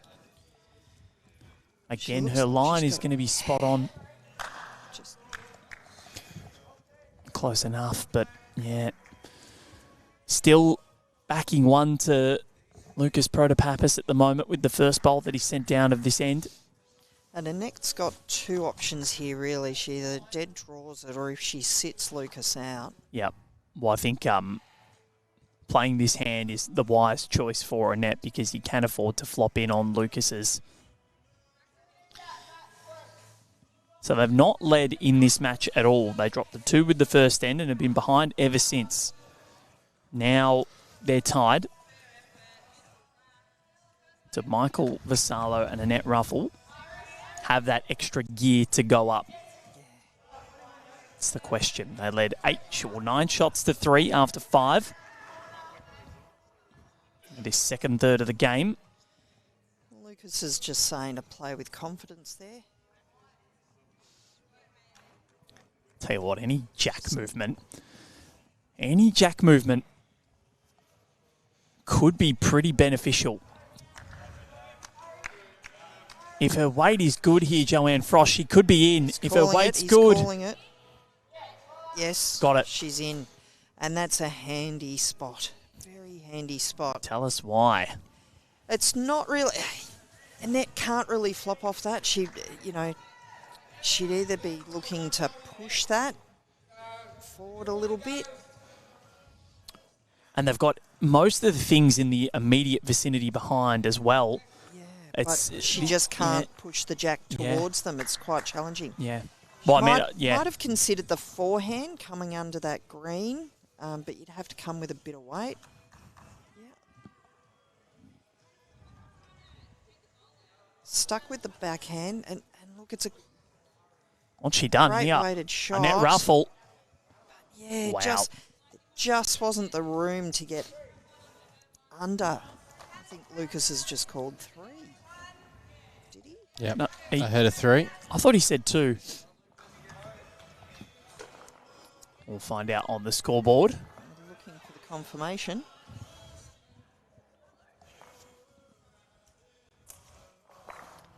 Yeah, that was... I already put it up, Val. No, I think it is 3. No, only 2. the 2. No, it's 2. Sucked in, guys. It did sound like 3. It sounded like 3. Oh, no, I saw 2 fingers and I thought I heard 2. Oh, see, so. I saw the thumb out the side. Do need my hearing checked. Got Audica. We have Book got your free hearing we've got the health check. earmuffs on. Yeah, Audica. I might get my hearing checked. Darren Jackson watching on. Jacko, AO champion. What a man he's saying. Go Joe. We love Jacko on Ringside Live. So they're in front for the first time. Lucas Protopapas and Joanne Frost at the first third. They were down 9-3 at the end of the second third of this game. 10 of 15 ends. They're 12-10 in front. 9 of the last 10 shots have gone their way.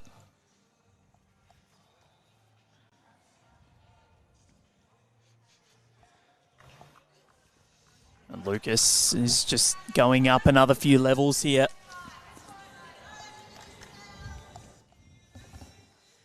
His aspirations are to continue to push and get into that Para Jackaroos team. He's been in the emerging squad for quite a few years now and desperate to make that international debut. And I think the way that he keeps going, he's got some great people to learn off as Michael Vassallo drops in a nice one. But he's got, as I said, great people to learn off in terms of Jimmy Reynolds and Damien Delgado. And he gets to go to the Paranationals every year and play. And, you know, you've got your other superstars there on the women's side in Serena Bonnell that he can, you know, take advice off. And it's the same with these other guys like Michael Vassallo and so on. You know, there are some great role models there. Tony Bonnell, another one of those. Doesn't play as much as what he used to, it seems. And it's great to see so many brilliant para stars of this sport continue to get better.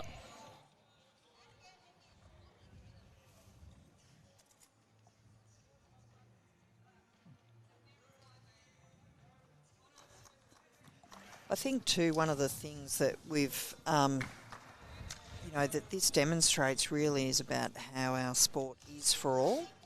And one of the things for clubs to really think about when they're attracting a parabola. Often, again, whether it's a young person or a parabola, we tend to fortunately get more than just that bowler. We tend to get the whole family involved, which is fantastic. But also we get to see different viewpoints and, you know, inclusivity brings so many different viewpoints to a club. We think about our events differently. We think about our accessibility differently. And, you know, often we may not know that someone in a family might have a person who's living with a disability that, you know, for them, the day out, you know, often that might be their day out, their sport day. But if we can make that club more inclusive, all of a sudden it becomes a full family affair.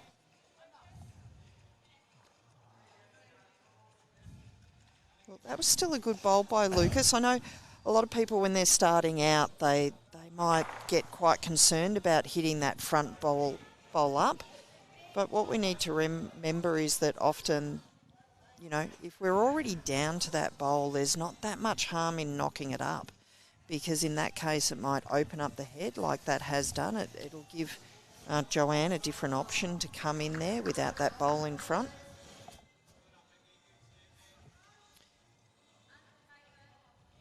Another great bowl by Michael there. But yeah, the clubs that create a more inclusive environment, we can see the attraction of multiple people. As Heathmont has done. They've got, I think they've got 5 parabolas down there at Heathmont.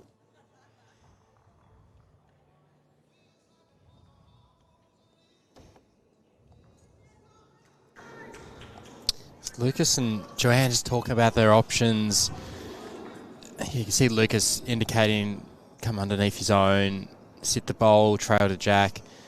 The other option is go really hard at it, clear some stuff out, change the angles, but he's just a one bowl target.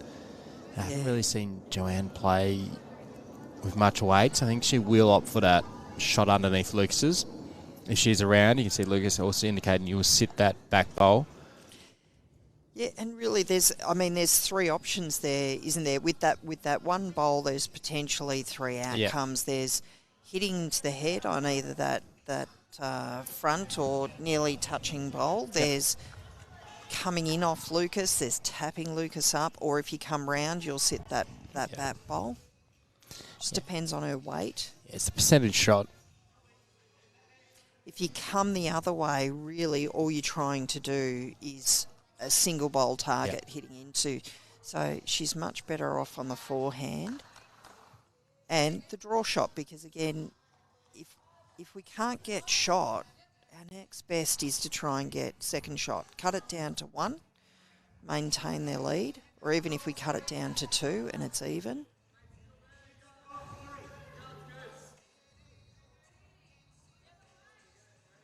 I've seen Joanne do this a couple of times during the week.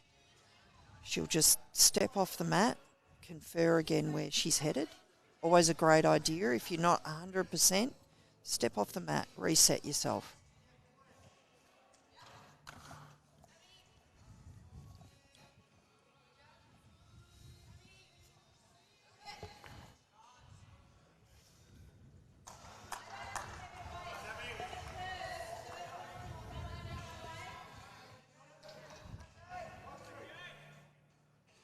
This is a great shot by Joanne Frost. Yeah. It's not shot, but it's second, gives him another bowl in the head, gives him more options. Yep. Absolutely cracker. And again, one of those good aspects that we don't always have to go for the heavy shot. Now got so many options for these next bowls. Good. The pressure's off in a sense. Good to have Graham Hay watching on. Saying nice to see Lucas in good form. Quality of bowls is excellent. The format is really good. Yeah, it has been an amazing week so far. Final day of coverage at the National Development Series. Damien Delgado and Serena Bonnell watching on. Great shot, Gold Frosty. medalists everywhere. We're not worthy. Two wonderful people. Jimmy Reynolds also here as well. Like a little Glasgow reunion. It's a similar shot here from Joanne, but it looks like she's changing hands. I think she saw in that last bowl of a net, she almost tapped Joanne's bowl over, and Joanne might be thinking that could be the shot. Either tap her own over, or maybe come into the toucher and open it up a bit for her last bowl. And what's another one back there?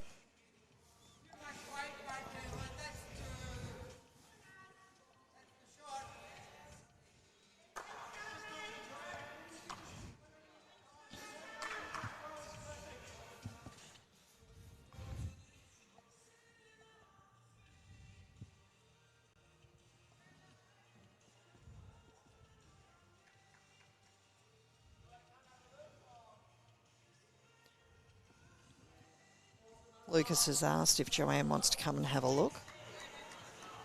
He said same speed. Yep.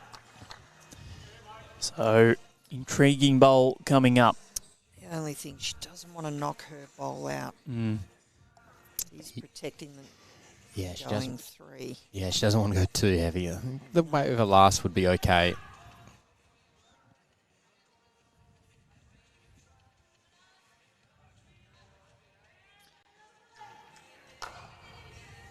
Not far away. Great effort. Oh, nearly falls back in as well.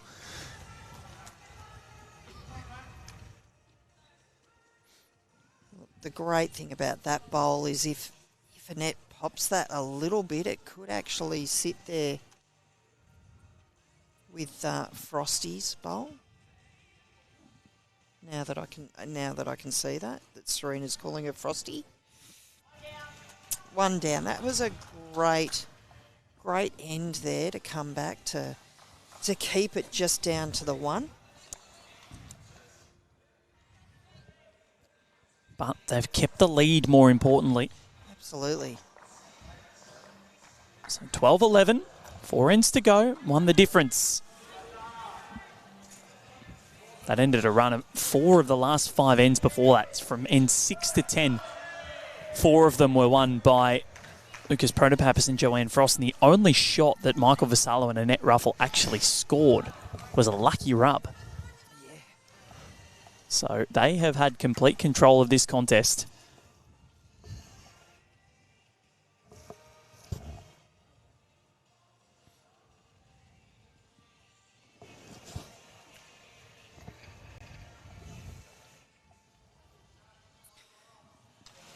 Michael Vassallo making this end a bit longer than the last few.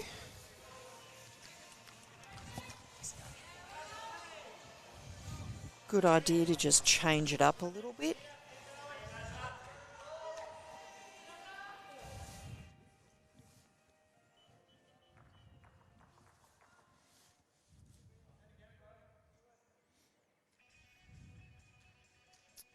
Bit of AC/DC's just come on. Yeah.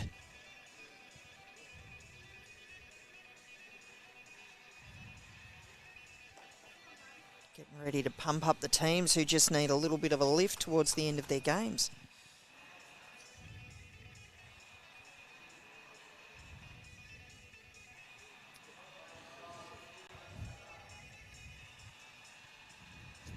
So Lucas Protopapas looking to continue this stranglehold. He's won this lead battle of recent times with Michael Vassallo. And this one is coming in fairly nicely. Lucas Protopapas, he's lifting. The head wobble's coming out. He's responded to the length change very well. You can see the smile. He's going to start strutting around Deer Park. What's Michael Vassallo got? I'll tell you what, this isn't a pretty good line. Looking good. It's going to get around the back, but a very, very good area. Yeah. 2 bowls with near perfect line there. Lucas Protopapas trying to add another one. So around the rinks, it is Team Blue next door. Sammy Nerona and Sophie Kurzman, leading Chanel Shakouche and Chloe Morrison, 19-6. Brendan Wilson, well, the team skipped by Brendan Wilson, even with the team skipped by Joey Clark. So at the moment sitting at 1-1-1 for each of the teams. 1 win, 1 draw, 1 loss. Team Yellow is leading 2 of the rinks. This is a great looking bowl here. Sit on Lucas's. He's done well. I think he's collected shot with that one. Very close. Look, there's a possibility if Lucas just comes on Jack's side of that, it could actually potentially flop it out. And he ends up with 2.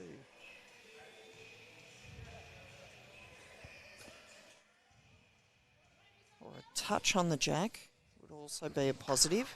Just a touch.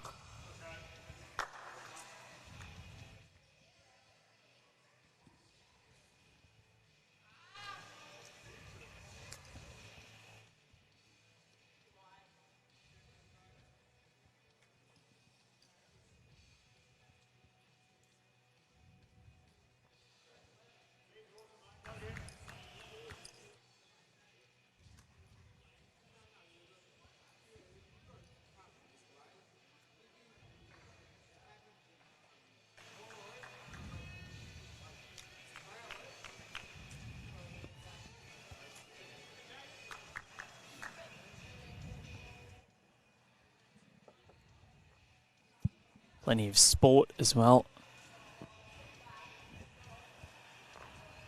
around the world that's happening. If you're getting excited with the National Development Series and viewing this, the weekend, you got the AFL Legends game tonight. EJ Whitten, US Open tennis starts next week. Very exciting for me anyway. England versus Pakistan Test Series, Sri Lanka versus India Test Series. can't watch cricket until I'm in shorts. So you didn't watch the Bangladesh-Australia series? No. In fairness, the second test only went for a day and a half. Too busy working with bowls clubs, Val. Fair enough.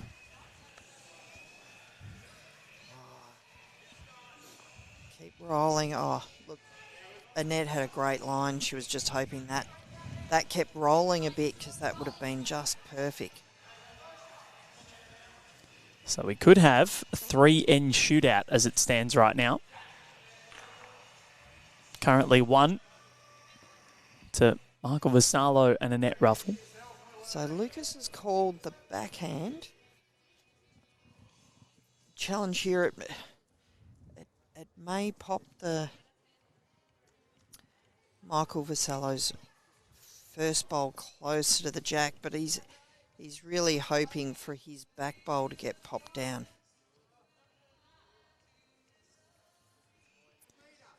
Again, this is kind of been the struggle with Joanne's first bowls. She's nailed the line again.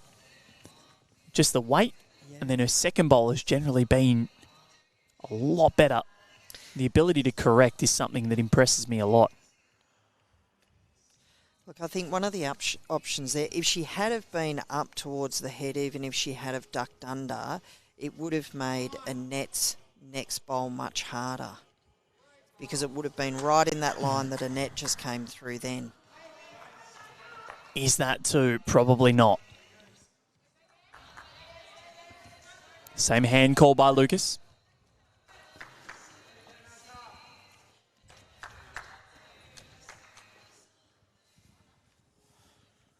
If she was able to play with a little weight, she might have been able, but I think that bowl of Michael's is a bit too close, but a bit of weight, if she could come under, pop the jack back. Lucas has got the 2 down near his feet.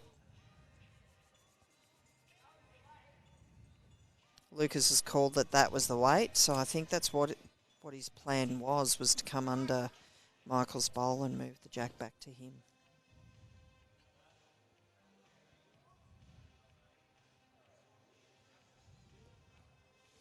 And again, it looks like they're only the 1 down, so that allows her to play a little bit more aggressively there. But look at Annette coming in. Michael's willing it up. But look, that's a great spot to finish. It's sort of almost cut that shot up that Lucas was after. So yeah, he's asking her to change hands.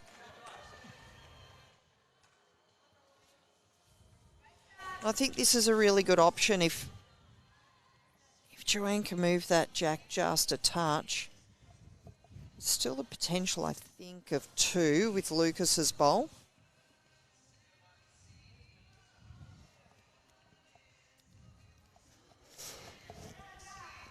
The goal, of course, is there's a lot less risk on that side, so turning it into 2. Vassallo and Ruffle's a bit harder on that side. So are we going to be tied? Yes, we are. 12 all. 3 ends to play. Who wins this contest? We have got no idea. We're having a look for second shot. Before we put it on the scoreboard. Yep, 1 down. I'm just looking at scores across the yellow-red versus contest. 15-13 in favour of red in the women's pairs. 16-11 in favour of red in the men's fours, I think it is. So yellow were winning all 3 before. 11-11 in the para pairs. It could come back from Kelly and Smith. It's White Styles. He was doing what he's been doing all week.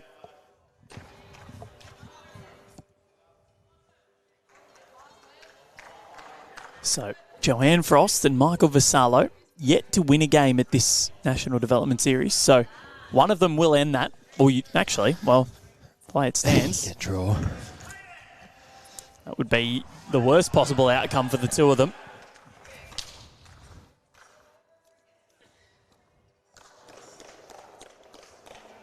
Hayden Rosters just played a drive in the far rink, and there is now 8 bowls in the ditch and none on the green. Wow. So I must admit, I find it challenging to think that any team hasn't won something this week because they're just all bowling so well. I know. Sometimes it's just the way it goes. Someone has to lose, and someone can, drop that little bit of confidence. Right here, though, in this tie between green and blue, two of these matchups are tied. One at 11 all, one at 12 all. 3 ends to go here on this rink.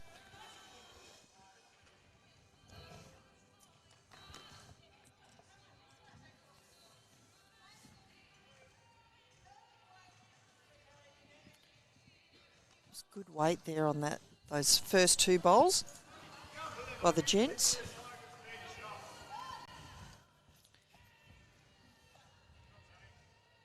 Michael's just playing the backhand.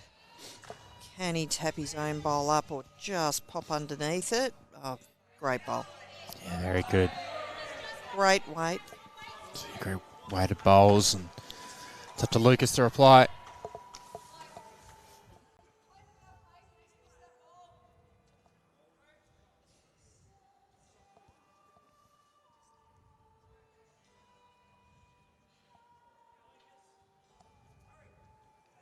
Calling for the hurry. Well, I don't think it needs a hurry because that's a superb bowl from Lucas Protopapas.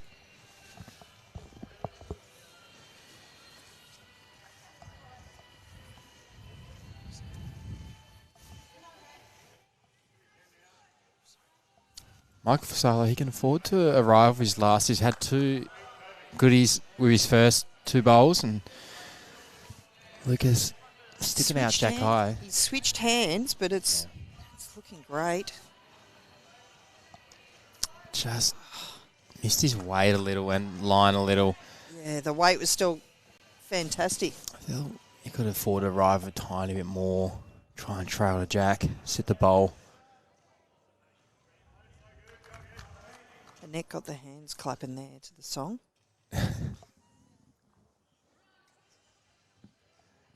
Killing Heidi? Florence and the Machine. Oh, Florence and the Machine. So close, but so far away. Dark days are over.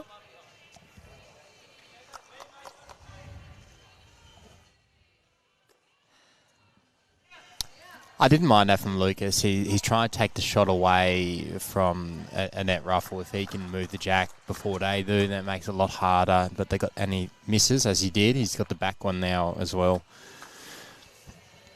It's a good strategy. Yeah, some people can get, and again, when we're just starting out, we get so concerned about those missed bowls, but we're not seeing the opportunities of those, what it might be cutting out. Myself, I've only been playing the 3 years, and so we're always in that continuous learning loop. So I think like the 2 position in 4s is one of the hardest positions to play, and that's kind of what Lucas was playing with his last bowl. Yeah. Is if your lead's not on it, you have to kind of play that lead position and get close. But if your lead is on it, you're trying to position bowl, isn't it? Position bowls, or change the head to make it harder for your opposition. So you might have to play at a metre or a foot or 2 of weight to get rid of a jack high bowl, or turn it around behind the jack, move the jack. Continuously changing things so your opponent doesn't get into a rhythm and have multiple goes at one shot. And I think this is it's where it's really important for our selectors and our teams to help educate those newer bowlers to say what is the job of that role. And your second, it can be that you're trying to draw a shot, you're trying to draw a second shot, you're trying to put a position bowl in.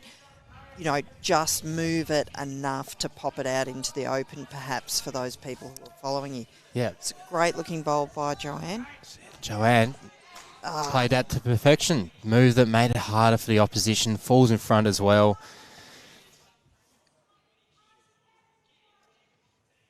Just like that, there's not many options on for Annette Ruffle. Lucas has got the back one.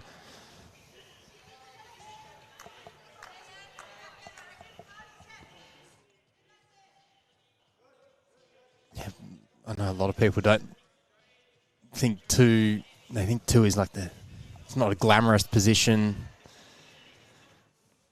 You don't get much reward, I'd say, in the two position, but I think it is one of the most important and probably the hardest position to play.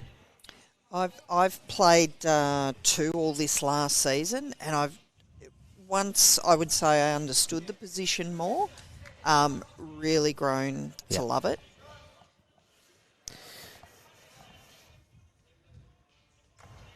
Really been enjoying it, and it is that aspect of watching the whole game, how it's unfolding.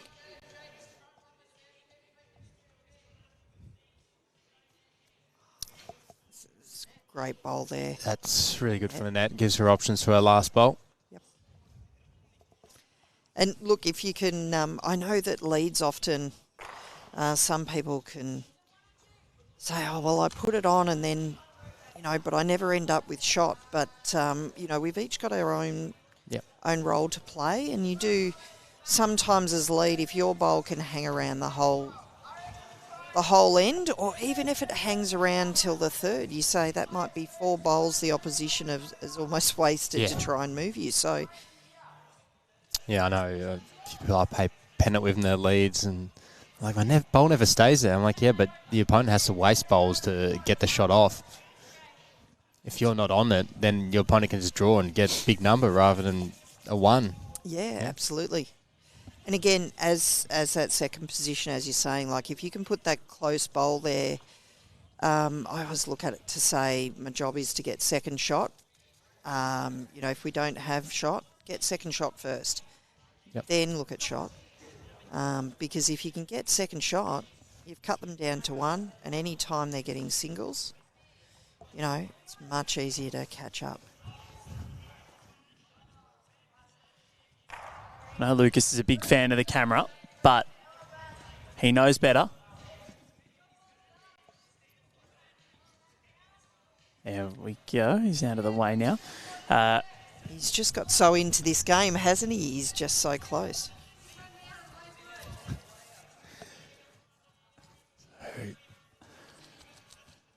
And that Ruffle looking to get a bit of a ride off Lucas's jack high bowl. Just stuck in under. So he's going to remain shot to the green combination. So Lucas just giving some instructions. Joe Whitehead watching on, saying good morning, Val, Connor and Tammy. I've been watching on and off all morning and seen some really good bowling. Good to see Lucas's smiling face. Certainly is. Everyone's pretty happy here this week. Good to have your company from Cairns, Joe. I'm sure it's a lot warmer there than what it is here right now. Currently a warm 11 degrees. It feels like less. Oh, we've made the double digits. Yep. Loving it. We have. Morning, Joe. Yeah, you might not have heard my voice much because I've only commentated a couple of times. So hopefully I'm not bringing the team down too much with my efforts. Tammy Ballard is the name. It will not be the last you hear of her. Now, if you tune in a couple of weeks, I'll be at the schools event at Ocean Grove as well, where I think I'll get a bit of a gig as well. Looking forward to that.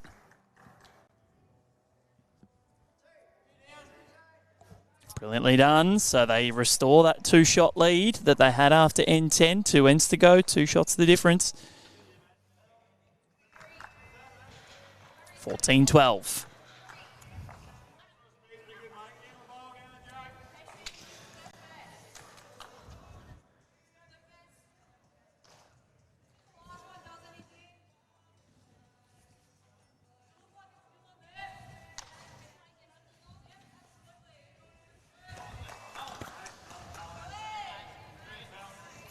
Lucas has shortened that length back up a little bit. Just a slight adjustment. So Red has 1 win, 1 rink win, 17-11 in the men's 4s by the look of it. They're off and the scoreboard says 17 in favour of Red.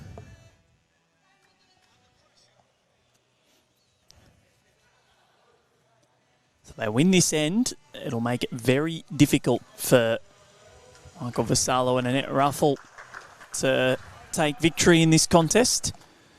And I dare say that they may break one of our cameras, because they've been on the live stream twice already. Gone down. So I should say men's triples over in the far rank. So we have got this end of the next one. Started this at 8:30, so an hour and 55 minutes. Got 20 minutes of game time left, so there'll be no problems in terms of getting this done within the time limit. Everything starting half an hour earlier today. Much to my dismay, having to get up slightly earlier. Cat was happy though. You will get to go home slightly earlier. That is true, and the cat will be happy about that, I'm sure.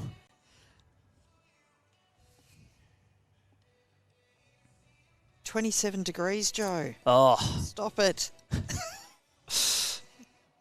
Yeah, she'll be envying us all in summer. Don't worry. And 100%. I honestly could not think of anything worse than a Cairns summer. I know I prefer the heat to the cold, but that humidity, oh. I was just going to say, I'm a dry heat girl. Yeah. I don't mind the dry heat. I'm the exact same. I love dry heat. You can put me outside 40 degrees, fine, no problems. Yep.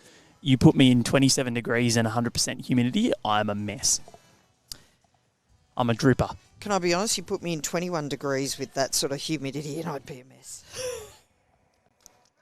I remember going to Port Douglas and first time in far north Queensland in 2023. We went on a week away, and getting off at Cairns Airport, it hits you like a ton of bricks.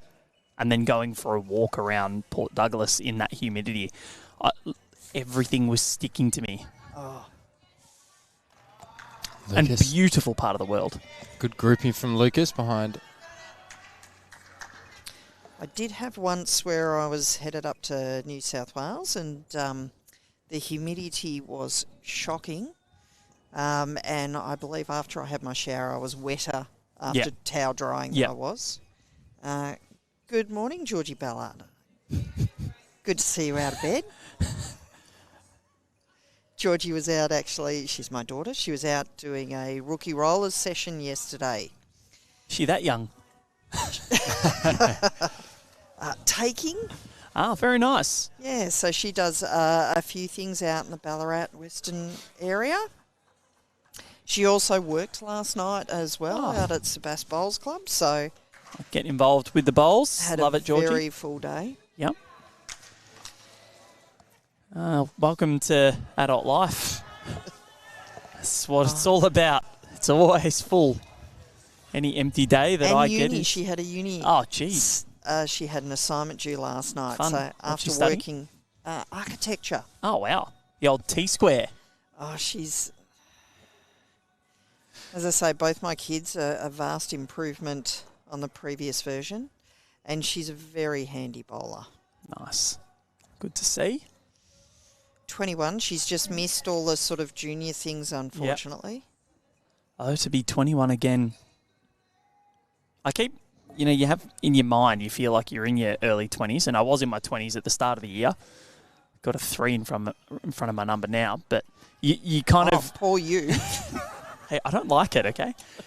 But no, you kind of feel... I always feel like when someone asks me my age, I always go to say 20-something, and then you have to answer an age question online, and you say 30, and you're like, ugh.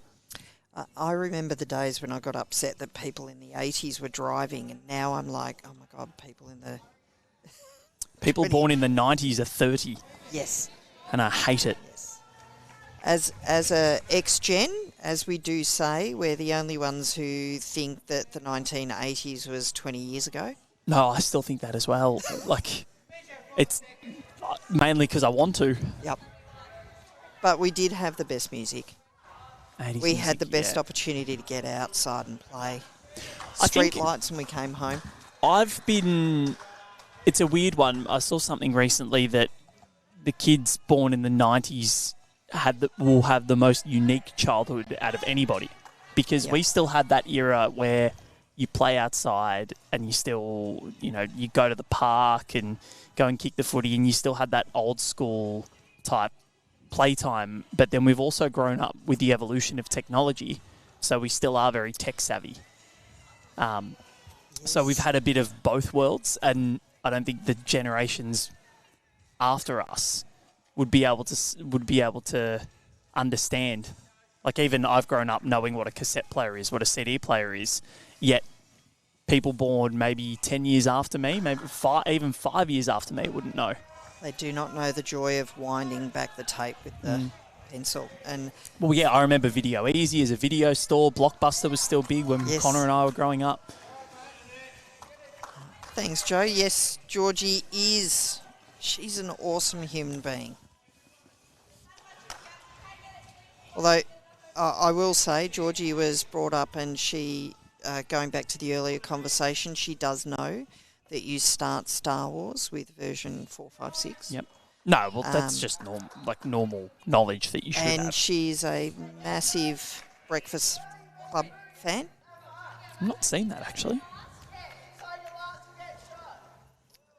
The eye roll and the disgust has just hit me. I almost just got a slap across the face there from Tammy. I try to convince Georgie all the time that St Elmo's Fire is a better movie, but she says no.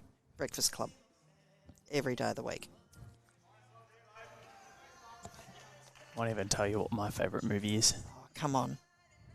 I might get judgment. Borat. I was going to say, is it something to do with the country of Kazakhstan? Yes, it is. That's exactly what it is to do with. I actually torment Georgie with Green Lantern. Oh, no. That's not the best movie ever, but I just love to torment. Yeah. So, this end, very interesting. I'm not sure who's holding. I think it might just be Michael at the front. So this to tie it up with an end to go. Annette Ruffle. Not quite. So one shot the difference. One end to play. 14-13 is the score in favour of Protopapas and Frost. Really, it can go any way. Yep. But yeah, so my favourite movie is Borat. I love Sacha Baron Cohen, and anything that he brings out, whether it's Borat. Bruno is also a criminally underrated movie. He just takes it to the next level. Dictator, Brothers Grimsby, Ali G. Borat 2's pretty good. Never seen it myself. Borat? What? Yep. How have you not watched it? Because I was too busy watching The Breakfast Club. Fair enough. I'll go home and put it on. He does it all with real people as well. Yeah. Some of it is a bit, there's a couple of people that are very nice that you feel a bit sorry for, but it's so funny. Has it aged though? Yes. Because that's the challenge, I think. It has so I was reading well. something about Friends the other day and some of the jokes, and they say, well, it hasn't aged well. And yeah, but that's this generation knows nothing. Like, don't offend too many people all at once. People need to harden up. Have a bit of concrete. That's what we would say. Yeah, it's ridiculous now. But what a great start there from Michael Vassallo. But no, Borat has aged well. Bruno has. Would highly recommend. Always wanted to go to Kazakhstan. So do I. I'm desperate to go. Good skiing there. But I think I would get in trouble. I'd make a Borat reference and someone would get annoyed. Cheap skiing. $20 a day, lift tickets rather than the. Well, let's go, Connor. Rather than the $200 you pay here to go to. Great response there by Lucas. I won't ski. I'll just stay in Astana, and you can go skiing. It probably would be cheaper to fly to Kazakhstan, stay there, and ski than drive up to Mount Hoffen.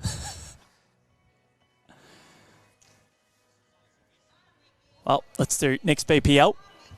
We'll go to Astana or Almaty. Almaty, yep. Oh, what a wonderful Michael bowl Vassallo. there.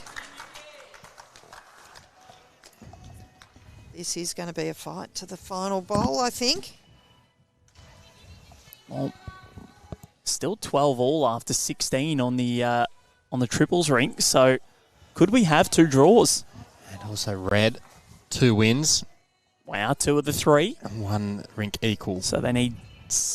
Ooh, that's interesting. If they get 3, they only need 5 more from their 8 games. Wow. makes it look a lot better, especially if they win 3 rinks in their next session. Lucas just trailing, running through a bit hard into the ditch. Rush of blood for the young man. He's older than you. I know. I was going to say, Sophie Kersman's just joined Michael at the back of the rink, trying to give her teammates some support after that great bowl. She's a rip-up. Sophie gives back to the sport, does a lot of rinkside coaching with her friends as well. Did so in the AO Fours final for Emma Simmons and her team. And Sophie and Tyson Cromie are going to be helping out with the school sides tournament in Ocean Grove, along with JR. They're going to be doing a sort of an intro session, a elite session with the kids on the first day. So we're going to have 40 participants down there, and that'll be a wonderful experience for them. Sophie did so in 2024 as well in the City of Geelong Bowls Club. Before that iteration, called the Australian Schools Championships. Now it's called the School Sport Australia National Bowls Championships. That just rolls off the tongue beautifully. Yep. So it's probably going to be a little bit more difficult to say, but that's okay. And Sophie said she's going to be down in Geelong for a little bit as part of her study, so she's able to just duck across. Yeah, might even hear her on commentary trying to twist her arm. May have encouraged that. So hopefully, she said she'll be out at Warn Ponds with her study, so she can just duck across if the timing's right. Well, let's see how we go. She has been on ringside before. Yep, so Michael Vassallo holding shot in the crossover. Not sure whether it's 1 or 2. I'm favouring 2, so at the moment, holding game. They haven't had a win on the live stream. Michael Vassallo still looking for that elusive win, this National Development Series.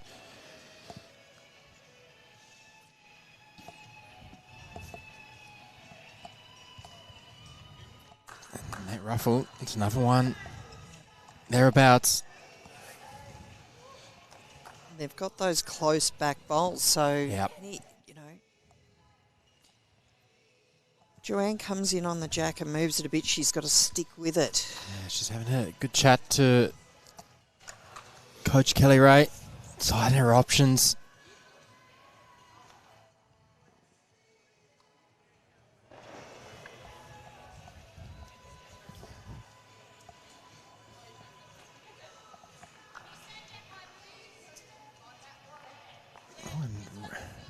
Red have hit the lead in the para pairs against the Yellows. Wow. The unbeaten White Stars and Nikolic. One end to go there too. Yeah, wow. So both para pairs, one shot the difference, one end to go. One of the things that I'll say if you're working with one of the para bowlers is it's really important to ask that para bowler what support they need, what support they like, and how they like that to occur. Similar to people who might, as an example, have a bowling arm, lifting the bowl up for someone might not work because they might not be able to put the bowl in their arm the right way, etc. And for Joanne, she has a certain way that she can grab the bowl to make sure the strength of her hand works. It's always important, don't assume, just ask the bowler what they're after. Holds the line, she's close. Just crashed in. So I think that's probably... It's at least 2, could be 3. Dangerous now. They did so well to wrestle the lead back or wrestle the lead away. The challenge is now that bowl might be in Joanne's way for her next bowl. She'll just go a bit harder. Lucas does have the back of the rink. Yeah. So maybe it might be left to her with her last. Nathan Lynch has come over to offer some encouragement as well, which I like. See what plays gathering at the back of the rink. Supporting. Next session to start at 11:30, which is... It's 11:15 now. 11:45, sorry. We'll start at? No, 11:15. half an hour forward. Oh, yes, sorry. Well, wasn't it 12:15 yesterday? Yep. Then it's a full hour forward. Yeah, we're not having a lunch, but we're having the lunch break in the later one. Oh, So shorter break. I'm hungry. Look, that is a fantastic spot there, Annette, by Annette.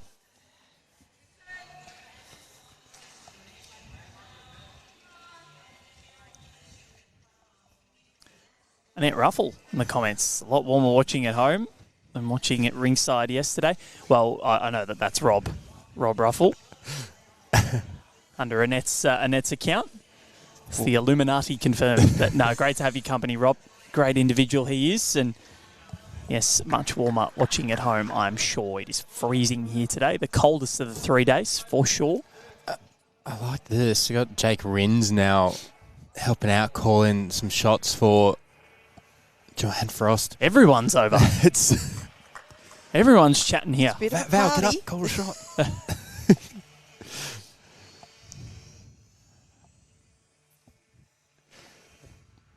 It's a big bowl coming up.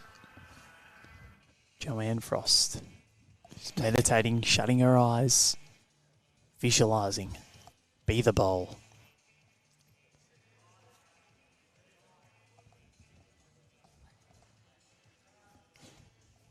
See, I've just now imagined Chevy Chase in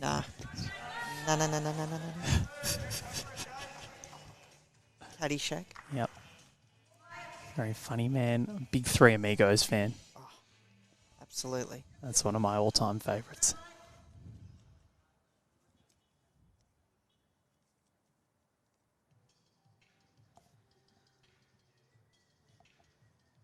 Bit of weight for Joanne Frost.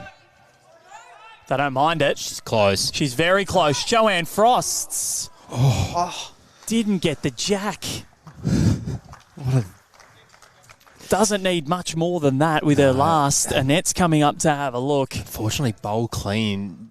It's still 2 to Vassallo Ruffle, and that would give him a win. The jack would have been ideal. Well, it would have gone straight back to Lucas's on the tee. No, because Annette's got the tee. Annette's got the tee. Oh, no, she does too. Sorry, yeah. So, in the pit. Yeah, I wasn't sure which angle we were looking at, but no, you're right. Apologies. A jack needed to go out.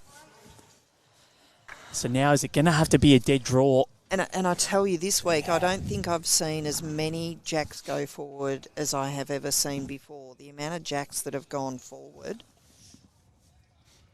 which would actually benefit them.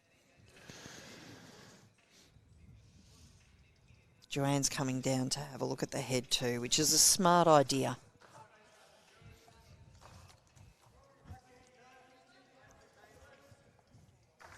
Everyone's pretty wrapped with that drive.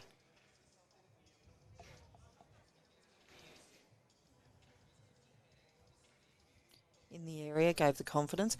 And again, you know, this is this fantastic scenario with the development series. We've got the whole team in there helping, having the discussion.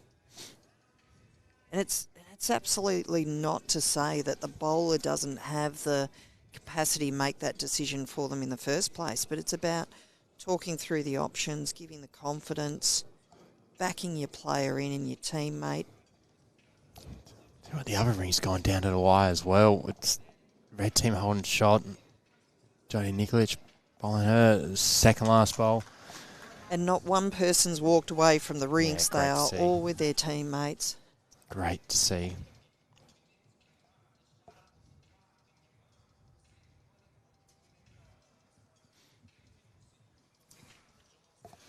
So Net's trying to add another one to her back two there just to give more protection. Is she? Or is she just going to draw it in? Right, another one there. Consistent from Annette. Yep. That's the same. So now, here we go. Joanne Frost. I'm interested to see what she play. Will she go hard again? It's hard to go from that wide shot to a draw. I know, but the problem is if you go hard and you kill it, and more than likely if you take that jack, you're going to rebound onto Annette's bowls and it'll squirt out. So I think this probably has to be a draw. Yeah. I don't think you can go hard at this because they don't have the tee. I don't see how it gets through those bowls depending on how she hits it. If she skews it out wide, it goes to the tee, probably, if it kills. You can see all the options that are being discussed here. Come and sit on that back bowl, that side bowl of Michael's, the back side bowl. Sit on that, flop in. Knock. The other option is Michael's. I don't know if they're lined up from our angle, but if you do go hard again, you can get Michael's and get nearly both out. Yep. Really, they just need to win the end, don't they? Yep. Jodie Nikolic. Or limit to one. Jodie Nikolic also have a last bowl. She's 4 down. It doesn't really matter. She needs a 2 or 1 to draw. So she's lining up. She's got everything at the back. Try and radio bowls it while it's coming down. So on her... Must be a killer for Lucas. He'd love to have this last bowl, wouldn't he? Jodie doesn't like it. So red will win 3 rinks against yellow this morning. Big game up next. Yellow versus red in the mixed fours. It ain't over. Aitken, Bodnar, Chromium Phillips versus Lewis, Cronin, Fisher and Bickley. So they were leading all 3 this morning with Team Yellow. Yep. So now Annette and Michael hug. They know that this is it. They're holding game. All 3 options are still available.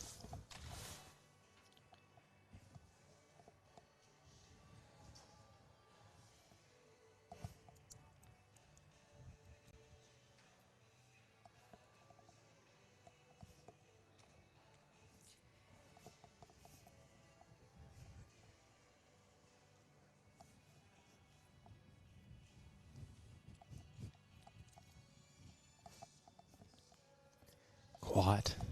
It's descended over Deer Park. It's waiting Joanne Frost.